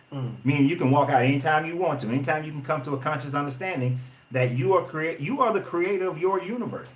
That's why for years I've always said that my universe is purple. Right. And then you do change, because a year and a half ago I was just chilling. Had my little 5, 10, 20 subscribers, doing my own thing. Nobody cussed me out, said negative stuff to me. Then all of a sudden, Josh contacted me saying that, hey, man, I saw your video where you defended Kevin. I want to put you guys together. All of a sudden, I'm getting cussed out now. But you know what? It made me dig deeper. I had stopped studying. Literally, when I first met you, I wasn't studying anymore. Dang. I was just reading my little hermetics, but I wasn't studying any history, no more Christian, nothing. I really wasn't studying. But then your tale, and I had to go back and study again. But I mean, it was like riding a bike, because things start popping back like, oh yeah, I remember this, that, and the third, and then all the dates and the histories and all that. So I'm totally different now than I was a year and a half ago. So thanks, Josh. Could you be possibly saying that you are who you are because of me? Oh, shit. I take all of that back. Listen, guys. So I gave y'all 3. We went through dehydration, anemia, stress, and of course, Lorenzo went through, of course, knocking the knees. So, but I said prolonged standing and kneeling can also, cause you to faint, and also low blood sugar, which he so eloquently put about people actually going to church without eating. And I'll be honest, I very rarely ate before church because I had 3 children to get ready for church. And if y'all ever got 3 children ready for church, y'all know that's like, it takes you as long as church lasts just to get them ready for church. Like, and it ain't even their fault, it's ours, and we like to blame them though. It's not even their fault. I was raised by Eddie J. Ross, and I went to the Marine Corps. My kids got ready. I know what you talking about. See, again, it was on me. It was on I'm you. saying it was on me. It was never their fault, but they get in the car. You just not ready. Like you ain't even got your stuff. You're tired, and you sitting there mad at them because they ain't got their shoes on. Parents crazy. I'm a different kind of parent. I don't play them little ghetto games with the kids. But like he's saying, guys, like your future, Bring your kids around well, me. your reality is to be created by you. If we have never studied molecular biology, it would be impossible for us to think like a molecular biologist. Hold on. Literally impossible. Hold on. I just want to clear something up real quick. Sure. On my video over here, I never did a video against Kevin. I actually did a video supporting Kevin, and then I did a video where this other fake little pastor calling himself the street pastor, and I blasted that dude. But I've never done a video against Kevin. I just want to clear that up while I saw it. You know, so yeah, we're on Two Live channel. Kevin's on his, I'm on mine because I'm here. Yeah, his video was defending me. Yeah, I was defending saying why Kevin. people hated me so much. Yeah, because I didn't understand why people was attacking his character. Because there's a book, guys, called The 1 Minute Manager that I've used to manage Marines, and this is how I raise my kids based on that too, where you criticize the act or the activity, but you never criticize the person. So Right, you, absolutely. you uplift the person, criticize the act or the activity, then you uplift the person again at the end. So when people were attacking you, I was like, why y'all attacking the character of the man? You know, attacking him as a person instead of just his information. Right. You know, but don't, it's like when people like I ban certain people on my YouTube because they're calling me fool and this, that, you know, calling me names personally. Attack my information, but don't attack me. That's what I always say. You know, so that's what I was defending this joker, who don't tell me when he coming into town. But yeah, so I'm sorry. Continue, sir. All right, so yeah, you create your own reality. So listen, guys. If you went to school to become a welder and you put in several odd hours of welding, right? I don't know why I said odd, but you put several hours into welding, right? It's possible to say you'd be able to weld. Yeah. Well, you wouldn't be able to before you took that class. Probably be afraid of the fire, the sparks, anything. Yeah. But after you put several hours in that class, like there was one time I couldn't drive a big rig. Did you know that? Like I wasn't born able to do that. No, for real. I had to actually I take a thought you class. popped out and you just like with the No, umbilical man. cord still attached. No, I actually went to a school and learned how to drive Super 10s. Like, and after I went to school, I could drive them, and it was like cake. Wow. Because when you learn, you change, you grow. I created my own reality. Jesus blessed you to be able to drive that truck. My teacher's name was Jesus. So yeah, actually he did. Man. He actually Jesus helped me did out. teach Yeah, you. he did. He taught me Hey, how to drive. everybody, y'all hear that? Everybody against Kevin. Jesus taught Kevin how to drive a truck. That's gonna get reused wrong all kinds. I can't deny it. His name was Jesus, and he was an excellent driving instructor, or whatever. So actually, I had a job before I even got out of trucking And he school. was excellent. Thanks to Jesus, I had a He job was before I even got out of Jesus trucking was school. perfect in teaching. Yeah, man. He actually allowed other trucking companies to come inside the classroom and talk to us about what their companies offer, He how much opened time the we'd be on the portals road. Yeah, for man. you to be open able all to the get doors. All the doors open. Absolutely. Jesus opened doors for you. Yeah. Yeah, you praise him for it. You giving Got me him in, praise got me right into now. flatbed trucking. Right. Jesus, Kevin praised Jesus, and he said, And I'm gonna tell you what's crazy. That company was full of lies. The first company who came in there that Jesus told me to I should sign with that company called TMC. Now we call it, if you ever drove trucks, a lot of you, I know LeSean drive trucks. So if you own LeSean, TMC, they call it Truckers Marine Corps because they're so strict. If your truck is not clean, they will dock you your own money. They will take money from you if your truck is not spiffy clean. Right. And they'll call on each other, like other TMC trucks, and be like, I saw number 342, his truck ain't clean. Like, yeah. Wow. But they tell you you'll be home every week. But you really get, like, tell you you'll be home every weekend. But you really get home on Saturday and you leave back out Sunday. And you got to be back at this, in like, say, Des Moines, Iowa or something on Monday morning. So, you know, Right. you got to leave early Sunday. right. So, Jesus set me up on a horrible job. Yeah, he did. Yeah, so Jesus thanks a did. lot. Yeah, because Jesus robbed you. Yeah, he did. Well, the man robbed God. Jesus now robbed you blind. And I liked driving because I was away from people, but I didn't like driving because I had just had a little baby, man. And every time I came home, my baby didn't even remember me. Like, didn't even know I was daddy. Like, I'm holding her, she crying like a baby, won't even come to me, man. I couldn't do that no more. Well, I understand I had that. to be home with my baby. That's why I got out of IT. Oh, okay. I had a gig that had me gone for 28 days out of the month. And my son was like, who that dude? Mm-hmm. So I was like, no. Yeah, man, that's the worst feeling in the world. You can't do Because that. you leave, they crying because you leaving. Yep. And then you come back and they don't even want you no more. Right. Like, what? Exactly. I ain't having that. Can't have this, yeah. No. So yeah, like you can definitely recreate your reality. Like a lot of you guys who want to do things right now have goals and future endeavors. If you haven't taken the time to at least learn how to do whatever it is you're trying to do, learn how do you walk into this next role, you're probably not going to accomplish it, to be honest with you. I keep saying you're not going to hit your goal if you're not getting closer to your goal every day. Like it's not going to happen. If you're not taking a step towards what you're trying to accomplish in your life every single day, how are you going to get there? Like Jazir, in order for you to come out with that song that we just played, you had to first write it, right? You couldn't have just thought about it and say, I'm gonna write a song one day and it's gonna just automatically be wrote, right? You had to put the work in and sit down and think of the lyrics, right? Make sure it was well written, make sure your bars, your everything was the way it's supposed to be, right? And then you had to get a video person to come out and shoot your video for you. You had to think about what you was gonna do during everything, right? This video didn't just pop out of your hind end, you know what I mean? And I think we forget the process though.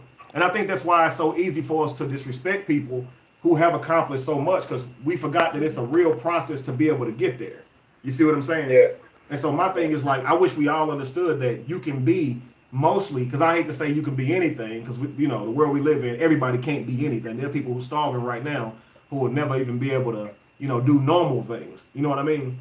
But based on the environment you live in, there are things that you can accomplish, but you won't be able to if you don't take the time and invest in yourself. You know what I mean? Man, when I was young and we started rapping, we beefed with everybody in our county that also rapped. Like, we made songs about each other, everything, you know what I mean?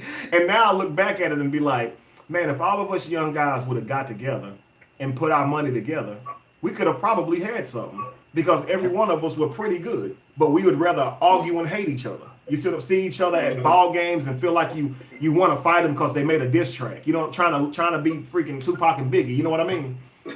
Yeah, man. So like I said, if I could go back and be a child again and see all that talent that was in our city, somebody could have did a lot with that. But again, we didn't know no better. We just was flying by the seat of our pants. And most of y'all have, just by show of hands, by yeses, okay, type yes if you've ever had a moment in your life where you said, man, if I knew then what I know now. So if you've never had that moment, be free to say no. But if you've had that aha moment in your life where you said, man, I only wish I knew this sooner. If I knew then what I know now, things would be different. Just give me a yes if that's the case for you guys. If I knew then what I know now, things would be different. Deidre Scott said yes.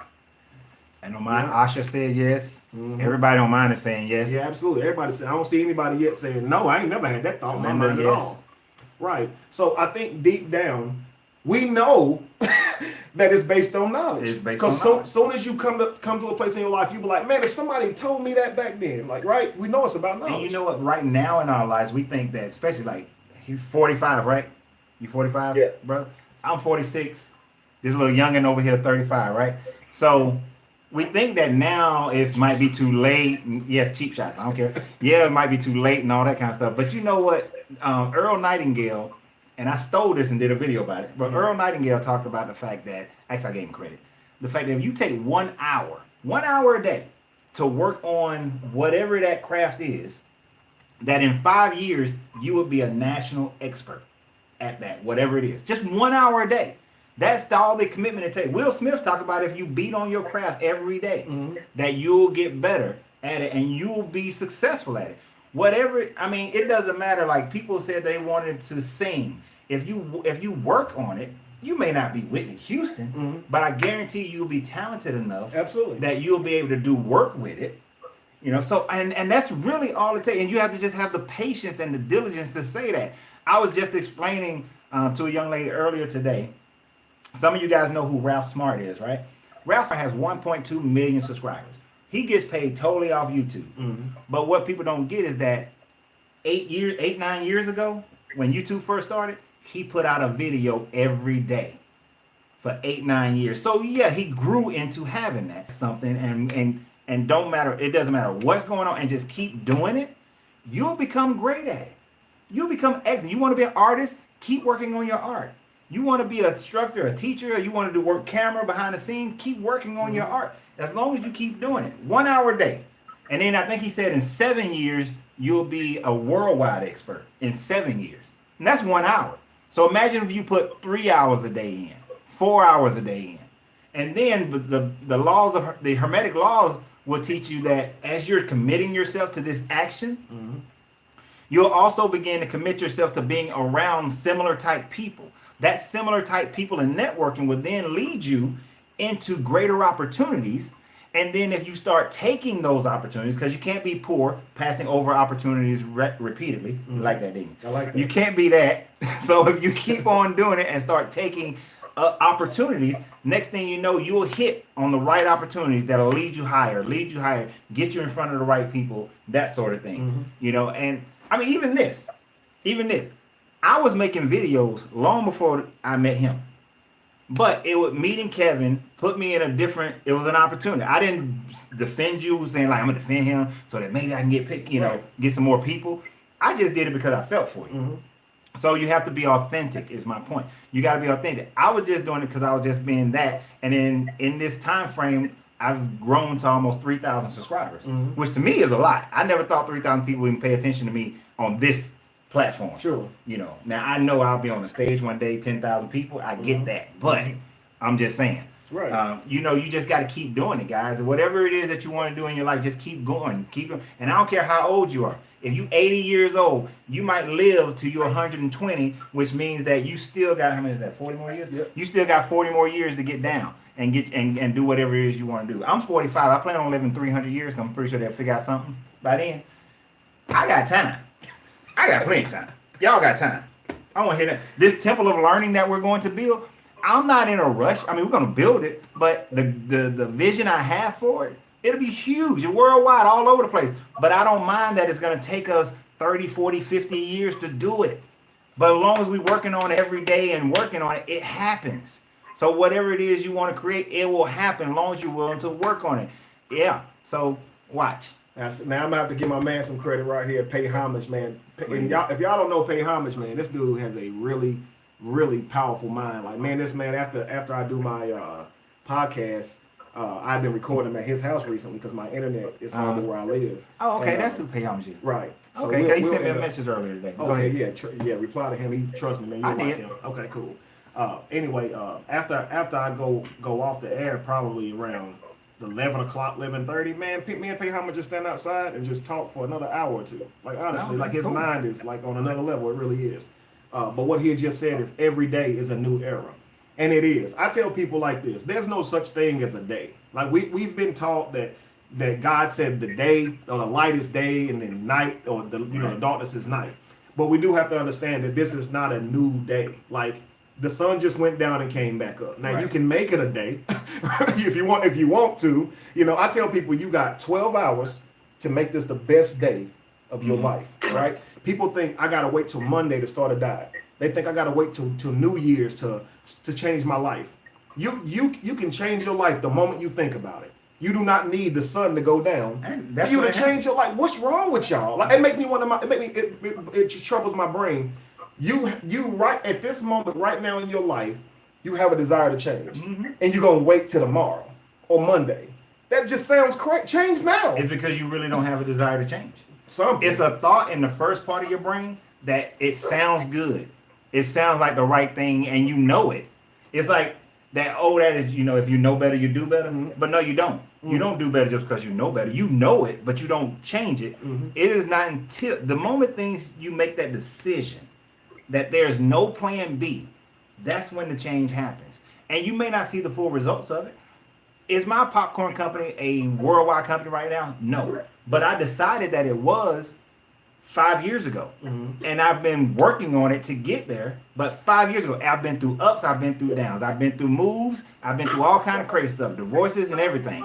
But I made a decision a long time ago. And the decision was, and since that decision, it's been nothing more than that in my brain. It hasn't been anything less. That's why I won't quit. I can't give up. I can't stop. It won't work.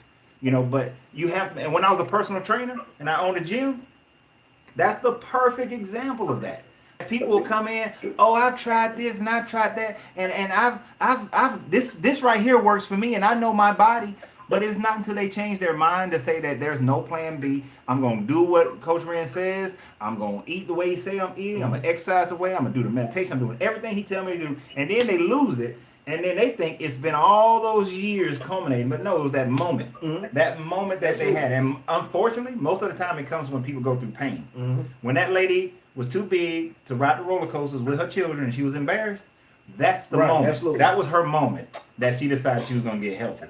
You know, that was my moment when I was so embarrassed knowing that I had contributed so much to that church, to religion, to find out it wasn't true. Like I was probably more embarrassed than she was, bro. Like I've been telling people this stuff was real my entire life. Yeah. How am I supposed to tell these same exact people that I was just repeating stuff?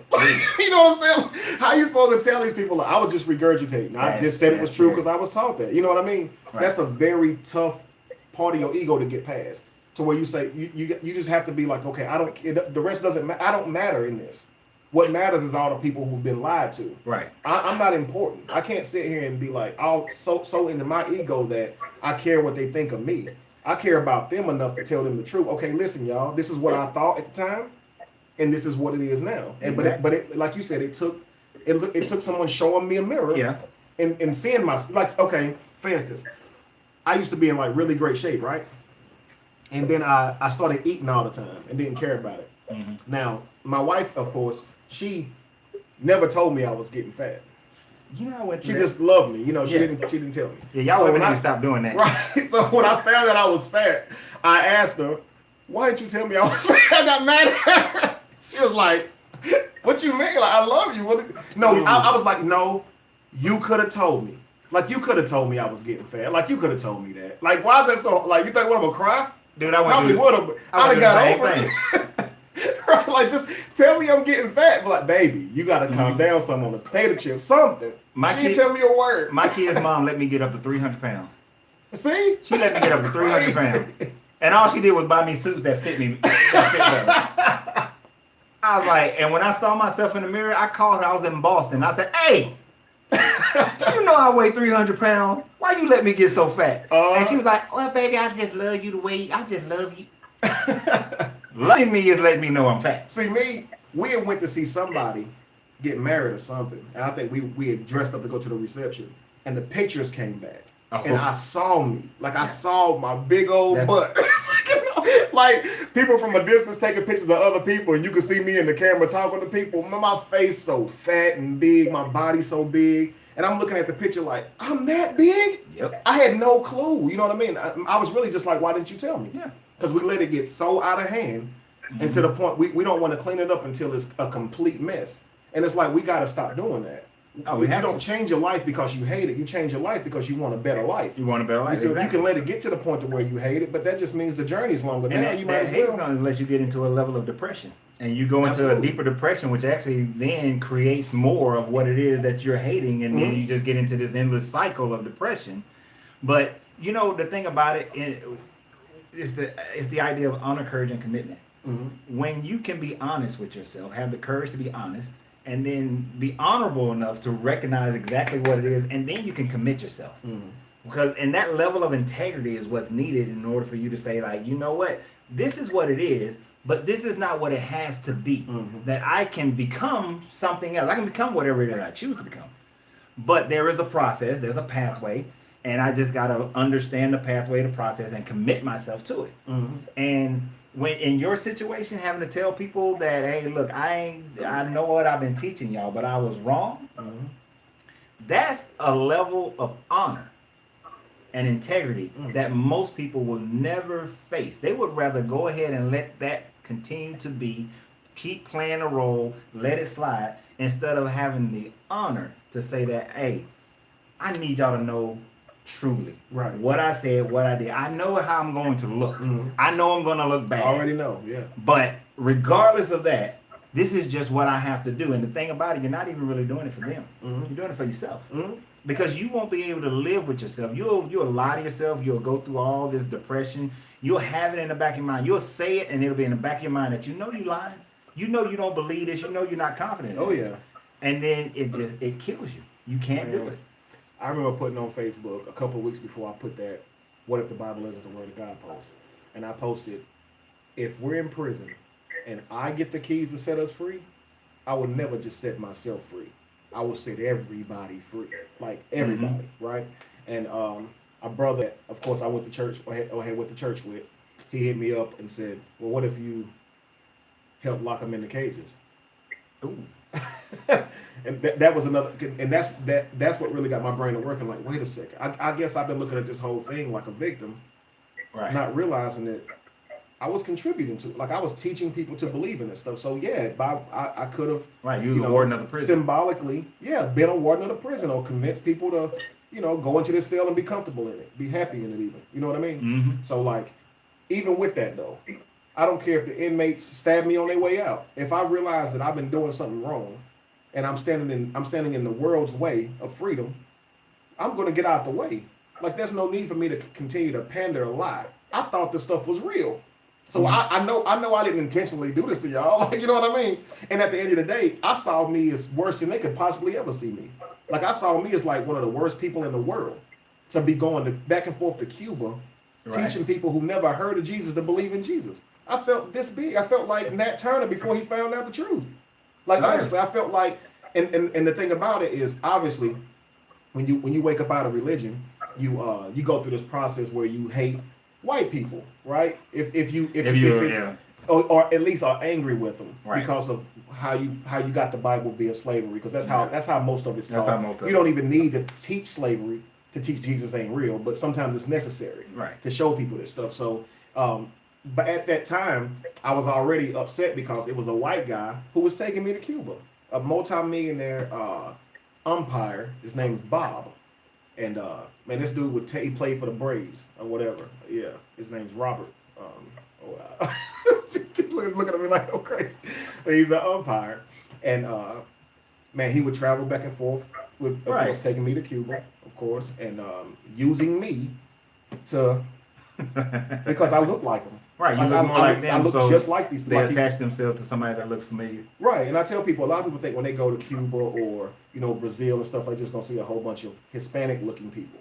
Yeah. No. But man, if you ever go to There's Cuba, so many black when folks.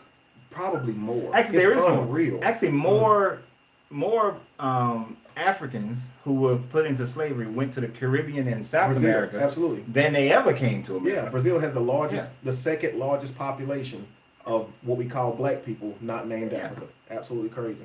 And Cuba has a lot of what we call black people Yeah. in it. And so when I was there, they went to me speaking straight Spanish. And at the time, I didn't know any Spanish at all. And so I'm looking at them like, Cause you one of I us. don't know. Yeah, I don't know. Yeah. Like, but I look just like I look just like them people. You know what Oh, I mean? yeah. So that's why they were Go to Puerto that's why Rico. they connected with me. So right, and so I began to see Bob as a gimmick. Like he was used. Like the first thing I saw is Bob is using me. I didn't Right. think that Bob really believed in what he was doing too. But my first thought was he using me. Right. You see what I'm saying? So I knew that their first thought would be that I was using them. And that's what a lot of people go that way, and that's why like some of these movements, like the some of the conscious community goes into this hyper racist kind of mentality. That's why the Hebrew Israelites are out there standing on the street telling everybody they want to rape all the white women and all that kind of stuff. Is because of that anger. They're attaching to that anger, because when that fear is gone, you get to that anger portion, right? So it's just that is a natural thing for people to go, because I did that. I was just 12 years old living in the South. So some of that anger was justified considering some of the things that was going on in the early 80s. But, and that's where if you truly come into an understanding of self, that's when you start losing that and start recognizing that this is just a meat suit. It's just poverty. Absolutely. This is poverty. Absolutely. And it's your consciousness is wealth. And if we all peel back the meat suit and come into just seeing our conscience, seeing our energy, there is no black, there's no white. Race is a made up thing. This is the distraction. We're taught Right. we're taught It's to the label. associate our identity with this. With this, and then Yes. you're taught to associate with being American, and then being a male, being Southern, being whatever, and all Absolutely. these different labels begin to create this separation. When in truth, what we should be looking for is that oneness. Right, absolutely. That oneness of commonality with everybody on the planet. Everybody on this planet want to be happy. They want to eat. They want to have a roof over their clothes. And they want to be comfortable. That's all everybody really wants. Absolutely. But we act like we got to Except fight white over folks. everything. Huh? Except white folks, they want to dominate. See, there you go. Well, you'll have this mentality Yep. Of course, where you have people who want to dominate, you know what I mean? And this right here is not exclusive just to white folks. I know what you mean though, but everybody's not sitting in a place where they just want to be happy. But again, even that's programming. You see, like if you were to ask a child, what is it you want out of life? If they tell you, I want to have a big old gold chain around my neck and have $50,000 in rings on my fingers, you're probably going to assume that he either grows up watching BET all day, watching hip hop, and so now his desires and endeavors mirror what he sees on TV, what he's programmed into believing. You have to think, man. No kid walks out of the house, you know, walking with a bop all on his own. I'm talking about using slang words, wearing, you know, the jewelry and dressing the way that they, you know, that their idols or whatever dress. So if you think like this, you got the same type of people who their mentality is programmed into wanting to conquer. A lot of these people, they grew up under family members, parents who wanted to conquer and saw black people as a problem and said, we don't want to mix with them. And this type of stuff, telling that to a kid, you're going to create a racist kid. You see what I'm saying? Like, you're going to create, and again, I call it all religion because all of it's done without you challenging what you've been taught.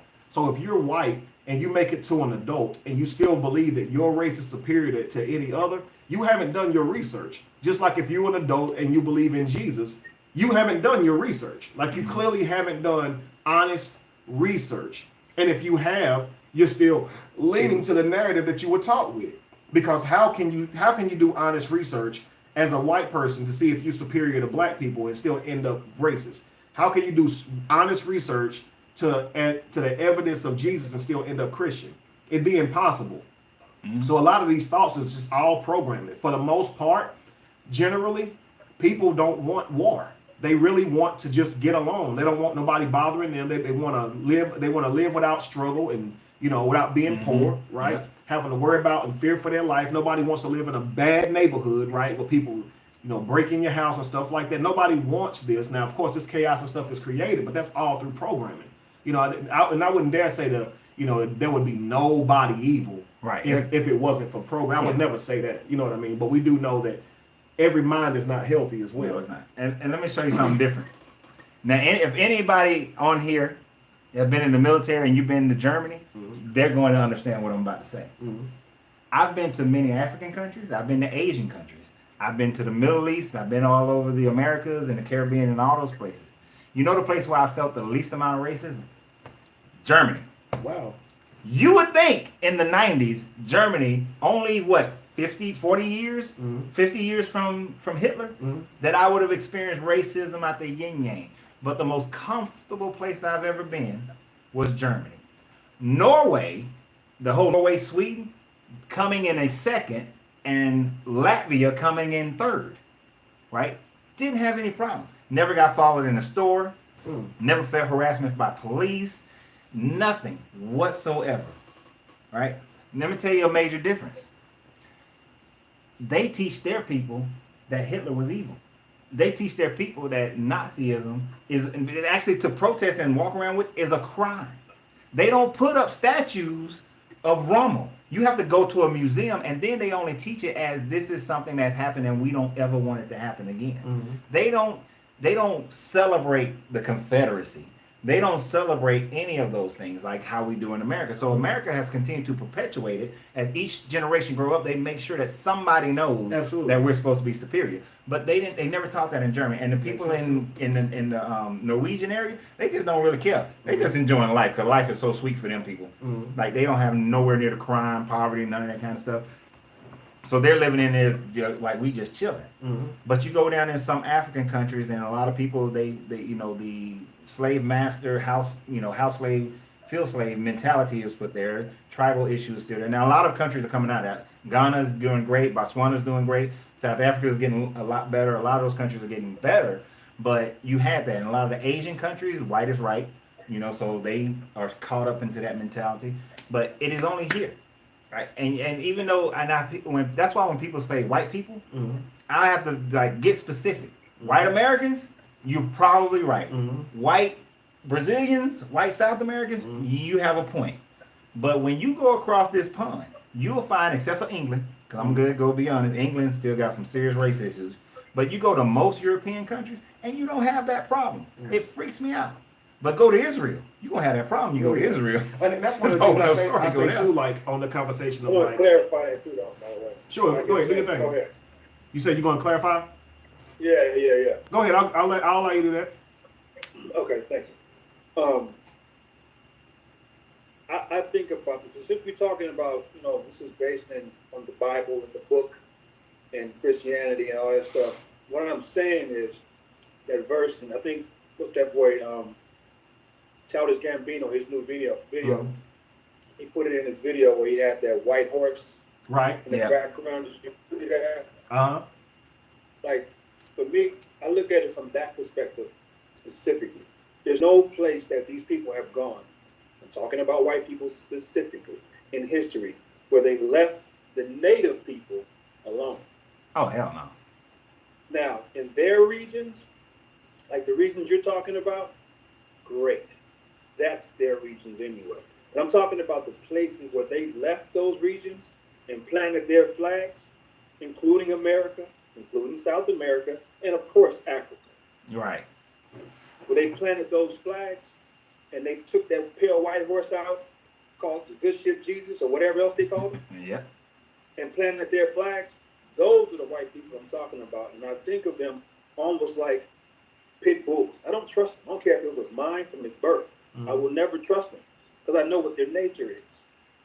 I know they wrote this book of scriptures that's called scripts, which means they're acting out what they plan to do in the first place.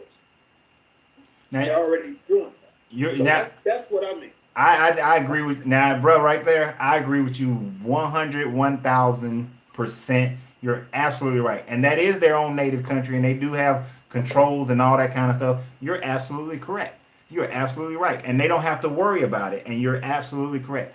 And then and that's why I was saying when I went to some of these other countries, you can see that imprint of the division that they created when you go to your African nations, even when you go to the Middle East, you go to, the Americas, and you'll see that imprint that they've created by separating the native people, because they do recognize that if the native people ever got together, that they will be able to become more powerful than they can ever imagine, which is why, and I know Shundell is playing jokes on the page here, but which is why my movement is to go to Botswana, because for me, it is about getting rid of that divide and nation building in Botswana and Haiti, because they did Haiti like that because Haiti killed all the white folks and got them out of there. So they had to punish them, and they've been punishing them. Yeah. Now the Haitians have done some messed up things to themselves by over farming the land and some other corrupt things, but we still have to be able to nation build it together. So that's why my movement is to go to Botswana, do nation building, but my 300-year plan is to unify the entire continent, under one banner, so that Europe doesn't have the power anymore, America doesn't have the power anymore, and any other westernized country doesn't have any power. That the unity of the African nations, that would be the power. The resources alone and everything that's built around it would then give it a power base that the world they'll have to take their step back and recognize it. That's why everybody's focused on it. That's why China's trying to go there. That's why Europeans are trying to rush back down there in a different format now. But we got to get there first. We got to get there and build and put our flag in the ground and make them realize that this is not going to happen. We got to be like the Jews. Never again. Never again can you come in and conquer and change us. Right. And I'll say this right here, and then we're going to be wrapping up, but I actually agree with your point. So what I want to say to that is this. I really would like, and I said this last week, I believe, or the week before at least, that we all study psychology, behavioral psychology. This is very important because we need to be able to see these attributes in anyone, period. Now, what he's saying is a fact. You would be wrong to say he should trust white people. You'd be wrong. History tells this man that not to trust them. And he rightfully so. He has every right to say, I don't trust him. Now, I had the same conversation with a brother a while back, Jazir, and I told him, I said, well, you have to consider also, we talking about 400 years of transatlantic slave trade or whatever. But, Arabs enslaved Africans for 1,500 years. Sure did. And they're not white. You know what I mean? So I try to tell people like we need to actually take a psychology class so we can see manipulators firsthand. Right. And that's why a lot of black people are Muslims to this day, because they were held down by these brown people. You see what I'm saying? So this idea to rule and conquer exists in pretty much every elite person's mind in every country, in every single nationality. Every single one of these people who are at the top running the government have this idea of elitist. You see what I'm saying? This is why they control the rest of the people, you know? So I wish we could see that attribute past anything, because if we can eliminate that, we wouldn't be controlled and manipulated anymore. The last thing I'd want to see is by history and using logic, you say, okay, I don't trust a certain person, a certain people, but then we get used by somebody else because we trust them. You see what I'm saying? And I've met black people who are horrible people, just like I've met white people who was horrible people. And some of them say the exact same attributes. You know what I mean? And to be honest with you, a lot of them, if they weren't black, I would have probably saw it sooner. But I looked over it because I wanted to believe that we brothers, we cool. You know what I mean? But how many people you know that you wouldn't deal with that look just like you? But they've been colonized, so I don't trust nobody until you prove yourself to me. Well, and that's what I mean. It's not about a color to me. Right, I agree. Who you are as a person. Right, I agree. And I think that a lot of us don't know how to separate. Like, we don't know how to be able to tell when somebody's not a good person. This is what I mean. If we took behavioral psychology, we would be able to understand when somebody's trying to get over on you. So like behavioral psychology is going to teach you how to know when somebody's trying to manipulate you, what mannerisms they would do, you know, when someone's trying to be dependent on you and use you. Like these type of things, we don't really grow up knowing how to handle that. Like we don't know when someone's complimenting us. I call it flirting. When somebody giving you a bunch of compliments because they about to ask you for something, right? Like I even say this to a dude, one of my homies, a whole bunch of compliments. I was like, man, why you flirt with me? What you want? Because I already know it's something. Kill, boy, how you been? What you want, man? Like, what are you already? Because you know how that voice sounds. You know that those one or two people in your life who always want something. You can always tell when they want something just by the way they talking to you. You know, like I don't quit trying to use them. Don't try to get over on me. Just say what you want. They can't come to you with a regular story and say, look, can I borrow $50? They got to be like, look, man, I done asked everybody, and you the last person I called. Like, I really need you to do this. And they make you feel like you got to do it or whatever. And that's just obviously a small case, but this stuff goes on everywhere. And a lot of our families, we know these people. People in our family we wouldn't even deal with. And the only reason we do is because we know the family will treat us like we shouldn't cut them off. We know Uncle so-and-so nobody want to mess with. You know what I mean? But I mean, honestly, I like how you reiterated and made that point clear, because we've had a lot of people, man, honestly, on the show who just simply just don't put any logic into it and just be like, I don't like white people. So that's why we so quick to be like, whoa, let's make this rational, right? Because we don't want people watching the video. I'm not one of those black power fist waving. Well, I mean, and I already know that. You know what I mean? I'm not that dude, bro. Right. I'm all about the one who's actually, because the ones that's waving their fist too hard ain't doing no work. Absolutely. Right So angry, not even moving forward. You're absolutely right. They ain't moving forward. And I'm gonna tell you honestly before we close, I believe the people who are in control, they don't give a damn if y'all call each other kings or not. Like, you know, they don't care.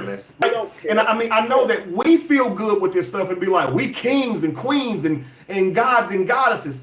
These people don't care what y'all call each other. All they want is rulership. They got the money, and that's paper. All they want to do is rule. If they can keep you mad at each other, right? Talking about the black and the bear, sweet of the Jews and crap like that.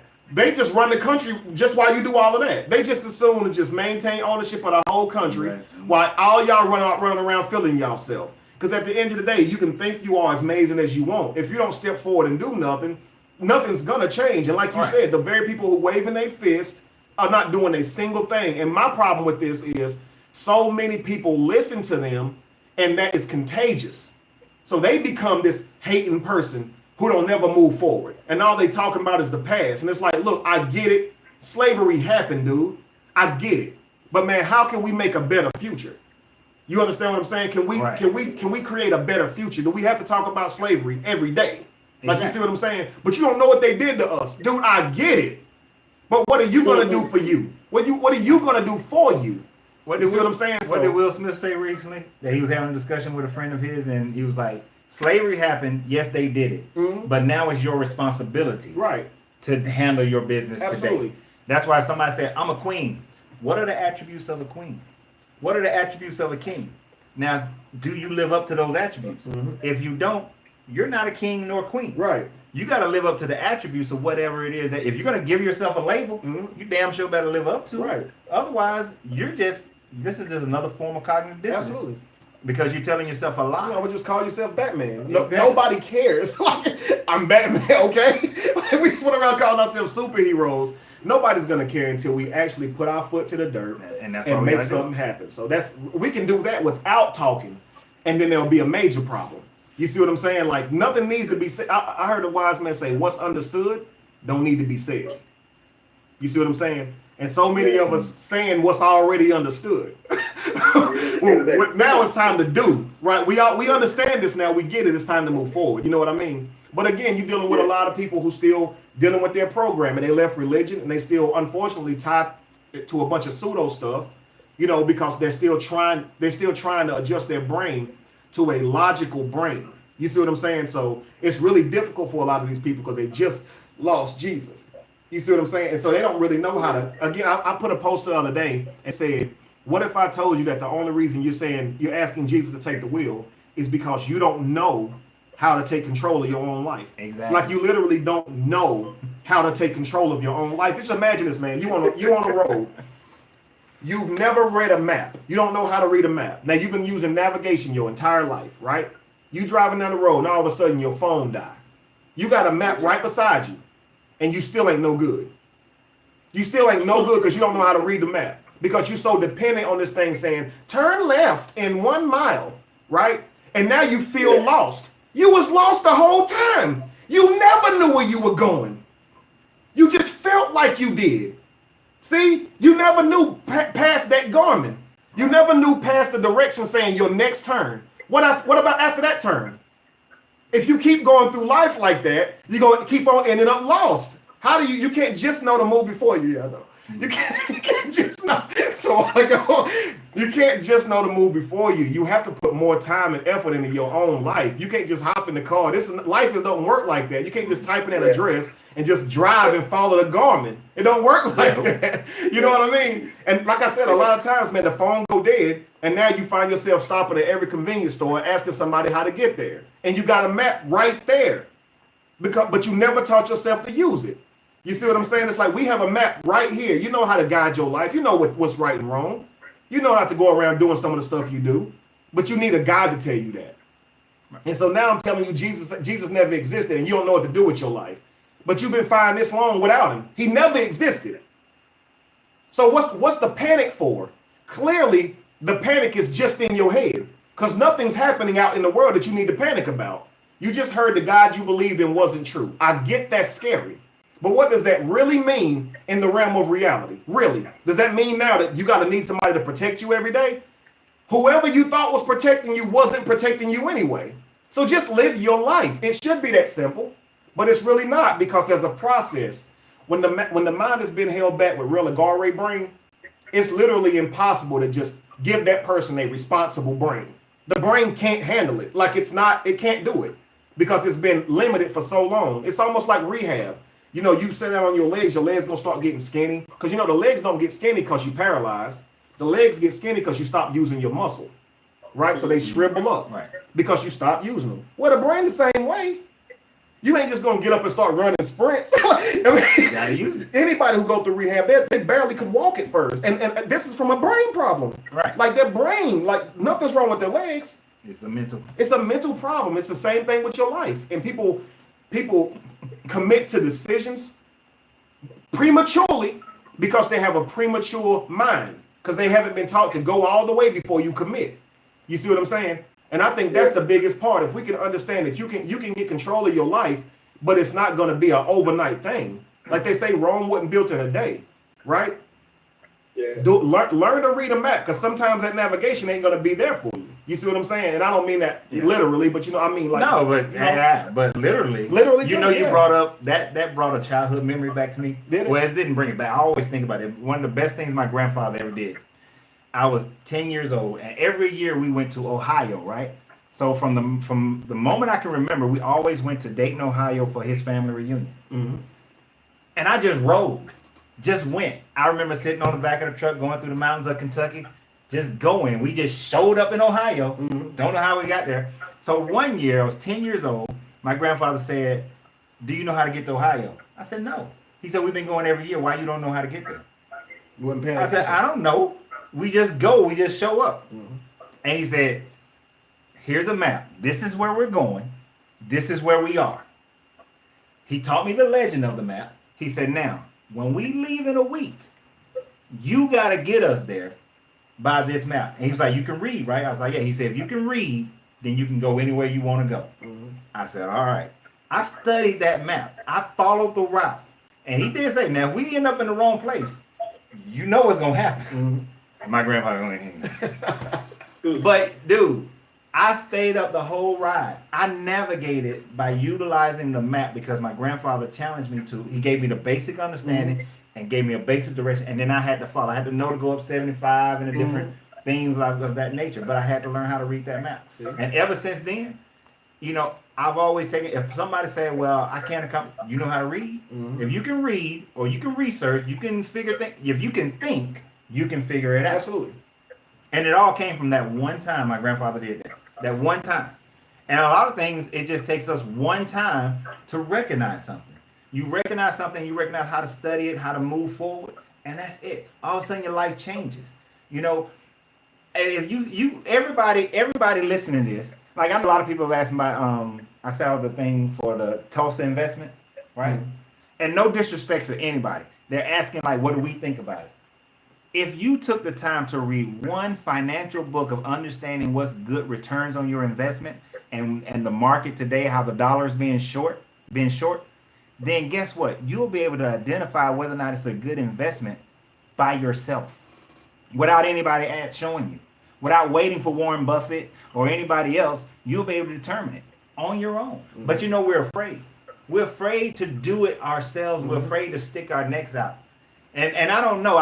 One of my clients, the reason why I noticed it on the scroll, because one of my clients is asking me about it. So I got to go do research. Okay, I haven't looked into it. Yeah, I got to go do research on it. That's why I'm not answering the question, because I'm doing the research on it to figure out if it's a good investment for one of my clients.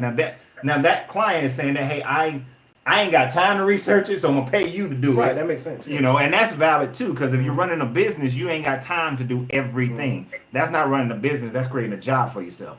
So there's nothing wrong with having guidance, but you have to know how to evaluate your guidance. How do you Absolutely. evaluate your guidance? I agree. And you know, because I'm interested in finances and money and building wealth, of course, and I've proven it, that person doesn't mind coming to me about it.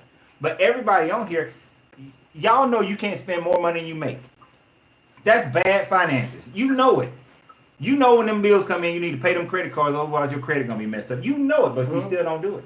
It's crazy because again we choose to be lazy. Right. It's almost And that's what like I'm this. getting, laziness. Man, you can have somebody with a watch on And still be late. and say, "What time is it?"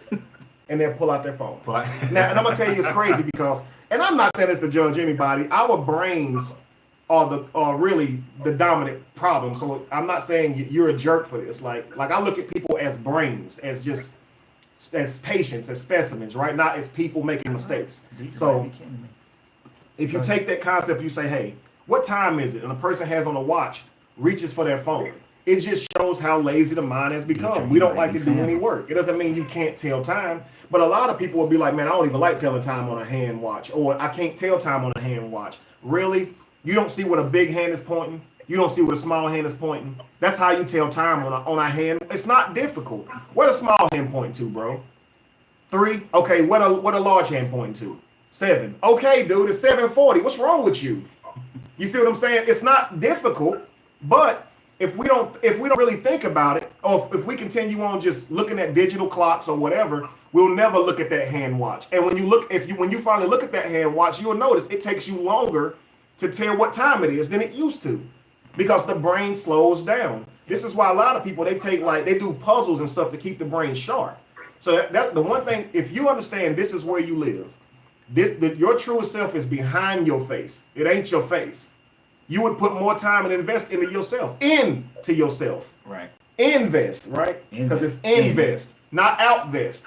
Invest, because before you invest in the Tulsa stuff, I think he said, right? Asking about that, you have to first get knowledge about it. Right. So now I'm going to invest time into learning about this before I even decide if I'm going to give my money to it. Exactly. And you would feel a whole lot more comfortable and probably make a better decision if you just freaking do some research. Just do some research. It wouldn't be that hard, But again, these are things that we've put to the side because we haven't been raised to research. We've been raised to accept what sounds good and repeat what our predecessors done, and we got to come out of that, man. We really do. And we don't have the patience. We got to have patience. Absolutely. When everything comes easy, you ain't gonna have no patience. Exactly. But we got to have patience. There's so many people looking for a quick dollar, a quick way to make some money, because you're in a situation right now. You want to turn it around right now, and I get the urgency of it all. But there's a lot of things you can do right now to change your finances just by looking at your own budget and if you one of the biggest things in 1991 when I actually took 92, when I literally wrote down where all my money went, right? And I used Microsoft Money back then. I looked at all my money, where it went, and I saw how much money was being wasted in certain areas. Oh, that was eye-opening big time. I was like, we cooking? We ain't driving around as much as we've been driving around. They joyriding. I know we broke, but that's stopping. Oh yeah. And you start realizing, then you start taking, and next thing you know, you got an extra 50. And when you only making $1,200 a month, you're in the Marine Corps, that extra $50 means a lot. Oh yeah. In 91, 92. So, and that actually was the beginning of me completely changing my financial picture. So I mean, it's small things that you can do. For me, I never really made a whole lot of good money until I went into sales. It's a commission job. Sales. The first year that I made 80 grand, I burned up 30,000 of that money. Like I'm talking about when I saw how much they took out for taxes and how much I actually made, I couldn't account for $30,000 because I was buying watches, stupid. I'm talking about expensive watches, trying to be cool and crap because I never had nothing. See what I'm saying? So I never had anything growing up, so I wanted to buy myself something. Now, it took me 1 year of that foolish spending and being broke after that year, noticing I gave away $30,000 and those watches and stuff I bought couldn't even be resold to come up with half of that money. I learned my lesson right there. Okay. Like next year, I would not do this again. And sometimes you'll have to relearn a lesson. I remember when I made $55,000, and I had a family of family of 6. No, family of 5. And then a couple of years later, I made 180, right? I was just as broke. I was in the same financial picture with the 180 as the 55. So I again went back to my checkbook, because I wasn't keeping it then. The wife was keeping it. I looked at that thing. All these little trips to the mountains. Oh, that got to stop. Because I was like, there's no way we should have relatively the same amount of money in the bank at 180 that we had at 55. But I looked at it as I made more money slowly. Every year, it jumped. I got into IT, so every year it jumped. But that meant more trips. Oh, it's my daughter's birthday. Hey, let's go all the way to Tennessee to go to the aquarium and spend the night and go to all this stuff, and then we're gonna come on back. And you spending a lot more money because I wasn't paying attention. I wasn't attentive to what was going on. Right. And then it was after that year. That was actually the last year that I was like, "That's it. I'm done." And you know what happened? A year later, I made 220, and the next year I made another 220. And then when that contract ended, we had 180 in the bank. We could live for a few years without having to work, merely because we started paying attention. So if you pay attention and you have that patience and you are willing to work on your craft, because don't think that I just jumped into that. That was going to school, studying like a big dog, taking all my certification tests, getting my resume, getting a professional resume writer, going and getting prepped for the resumes, going in, doing prep for the interviews, doing the interviews, getting to the work, working 12, 16 hours a day, getting promoted, to get promoted, to get the experience so I can go to the next interview. I mean, and we had to move. Mm-hmm. It was a lot involved in getting there. So it wasn't like this little easy thing that people try to think. And we got to get out of that mentality thinking things are easy when it's not. We got to put that work in. And if we put that work in, we can get anything accomplished that we want to accomplish. That's it. Like this whole thing, and I'm going to keep harping on it. The whole thing of going to Botswana for a lot of people, there are so many people who are telling me, like, Coach Renz, I'm ready to go now. I'm ready to go now. And I'm like, dude, you got to get prepared to go. Mm-hmm. We got to get the information of what's over there, the opportunities that you have, the opportunities that, that we can bring to the table. How do we get there? Immigration, all that stuff. We got to get a lot together. We just don't go. But then a lot of the ones who own business, I'm like, hey, we need to build your business here so that you have a flow of income. I want people going over there with a flow. So when people get mad, some people got mad at me because I said I'm not going for 5 years. Mm-hmm. That's because I want a flow of income coming without me having to do work. Right. So that when I get there, I can focus on the work there. So that's my whole thing of getting people ready. Right. We have to have that patience to build a system and stop doing bruh business and start doing business. Right. Real business, creating business systems. And we're gonna need everybody though. Because I'm sure, and my fellas, let me jump in here. My fellas, I need y'all to get up on it because it's mostly women who are ready to go to Botswana. Fellas, I need y'all to get up on it. And ladies, we're gonna need some hairdressers because all these sisters talking about going, somebody gonna have to do all their hair. And I know y'all may think that's funny, but it's a true thing. It's not all about all these high level people. We're gonna need hairdressers. We're gonna need people who can drive trucks. We're gonna need everything under the sun in order to go there and to really nation build. Nation building is not just top level stuff. Absolutely. That's one of the mistakes that some countries, like India, is making that mistake of nation building by just focusing on engineering and doctors, and it's engineering, doctors, and IT, right? And they're making that mistake, so their economy is lopsided. Botswana's making a similar mistake. Their economy is actually lopsided. It's all about diamonds, and it's about engineers and doctors and IT. They're not thinking about the rest of the infrastructure that's needed in order to truly nation build, which is where we are going to come in. And just all those people coming over there, we're going to need all these other services. I told a friend of mine, we're going to need a bakery over there, and she ready to go. That's what's up. Because you're going to. Oh yeah. You want some cupcakes. Somebody, it's not all this big mind thing. It's simple things that makes it work, man. Simple things, y'all. We're going to do this. That's it. I'm taking over Kevin's show. No. Actually, man, that was fine. That you ended it. That's the end of the show, guys. Actually, Jazir, I appreciate you staying on for the entire time, bro. We gotta have you back, man, to show another one of your songs when you drop another one. Didn't y'all download one that y'all gonna play? Nah, I'll put it next time. You said what, brother? No, I was gonna say, we'll come back and do that Jig Is Over. Yeah, definitely. Let's come back and do the Jig Is Over in a couple of weeks. Sound good to you? There were some people asking who he. Yeah, please tell them where to find you, what your YouTube is, Facebook is, all that stuff. We want to make this count. Oh, good. YouTube is Indigenous Rhythms LLC. Indigenous Rhythms LLC. I know a lot of black folks can't spell indigenous, so I'll spell it out. Stupid. Hey, I can't. Spell check came out, man. I can't spell no more for real. I'm with you. I'm very serious. I got a cousin, man. He's just like, yeah, we're going to Botswana.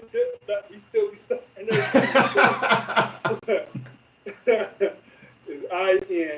INDEG. Oh, I'm spelling messing it up. You better start typing. Get that spell check. We start from the top. Right. INDIGENOUS Rhythms. There you go. LLC.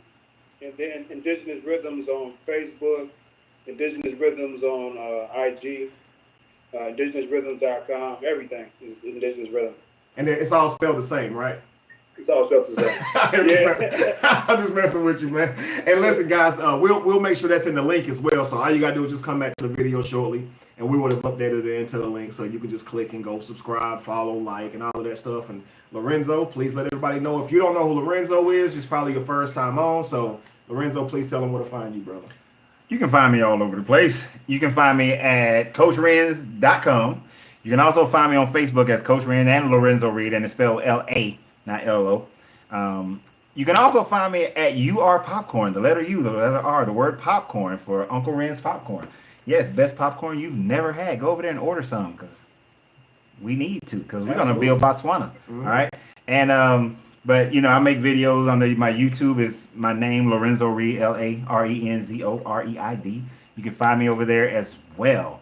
And on my outgoing, I'm gonna say two things. First thing, somebody asked about, do I think about investing in real estate? Real estate is the best investment. Warren Buffett is touting investing in real estate right now, and I'll be doing some classes. I mean, some videos about that because I've been studying it for my daughter's sake for the last 8 months now. And with the dollar being short, you better buy some real estate, especially some tax liens. We're gonna be talking about tax liens and everything, as well as refurbishing and flipping homes, but also rental property. Buy rental property. So with that said, and we'll get more into that in other videos. And for all the people on mine who was watching, I appreciate you guys. What do you mean my popcorn page ain't working? The letter you letter or the word popcorn, dude. It's been working all day. I just got an order before I got here, begging for change. I saw that. But anyway, I appreciate you guys. This is the first time I get to act silly. So, hey, because y'all know I'm usually a little bit more serious. But I appreciate everybody. Y'all have a great night. Remember, you got to free yourself to be yourself because your greatness is non-negotiable. There you have it. And guys, before we close, just recognize that we want you guys to come out to the show on the 16th. And let's see here. I got it right here. I want to be able to give you guys the address and all, so I didn't halfway do it. Give me 1 second. I'm almost to it here. One of my website working for me. Let's see here. Who's on your The minutes listed on your like page. Right? Yeah, that's where I was going. Oh, All right, so so guys, here are the here's the information for that event, guys. So just so you guys know, it's on Saturday, June the 16th at 6 o'clock to 10 o'clock at Black Dot Cultural Center and Bookstore. That's 6984 Main Street, Atlanta. That's in Lithonia. Okay, Yep. so Black Dot is spelled BLACKDOT for you folks that can't spell. I'm actually just kidding. Just wanted to build off of Jazir there. Of course, guys. Listen, we'd love to see you guys come out here and have a good time with us. We're gonna be talking about a lot of things that we don't put on here. We don't want to put all the information that we're gonna put out there, and we believe that it'll definitely be helpful for you or us. Change that you want to see. I can't say that enough times. And no candle loses its flame by lighting another. And that's it, guys. We'll see you guys next week. Peace, fam. Peace. Peace, y'all. Peace, y'all. Begging for change, I'll get that checked out, man. And I'll contact you, Ricky, in a minute on that. And it could be reset his computer. That be happening on my Yeah, website, reset too. your computer, Reset Ricky. the website. Your Reset website, the, Ricky. Reset the website. Maybe it'll work, Ricky. Reset the website? I don't know. Shut up. Just hit reset. Josh. Really? I'll get with you in a minute, Ricky. Reset his website, right, Josh?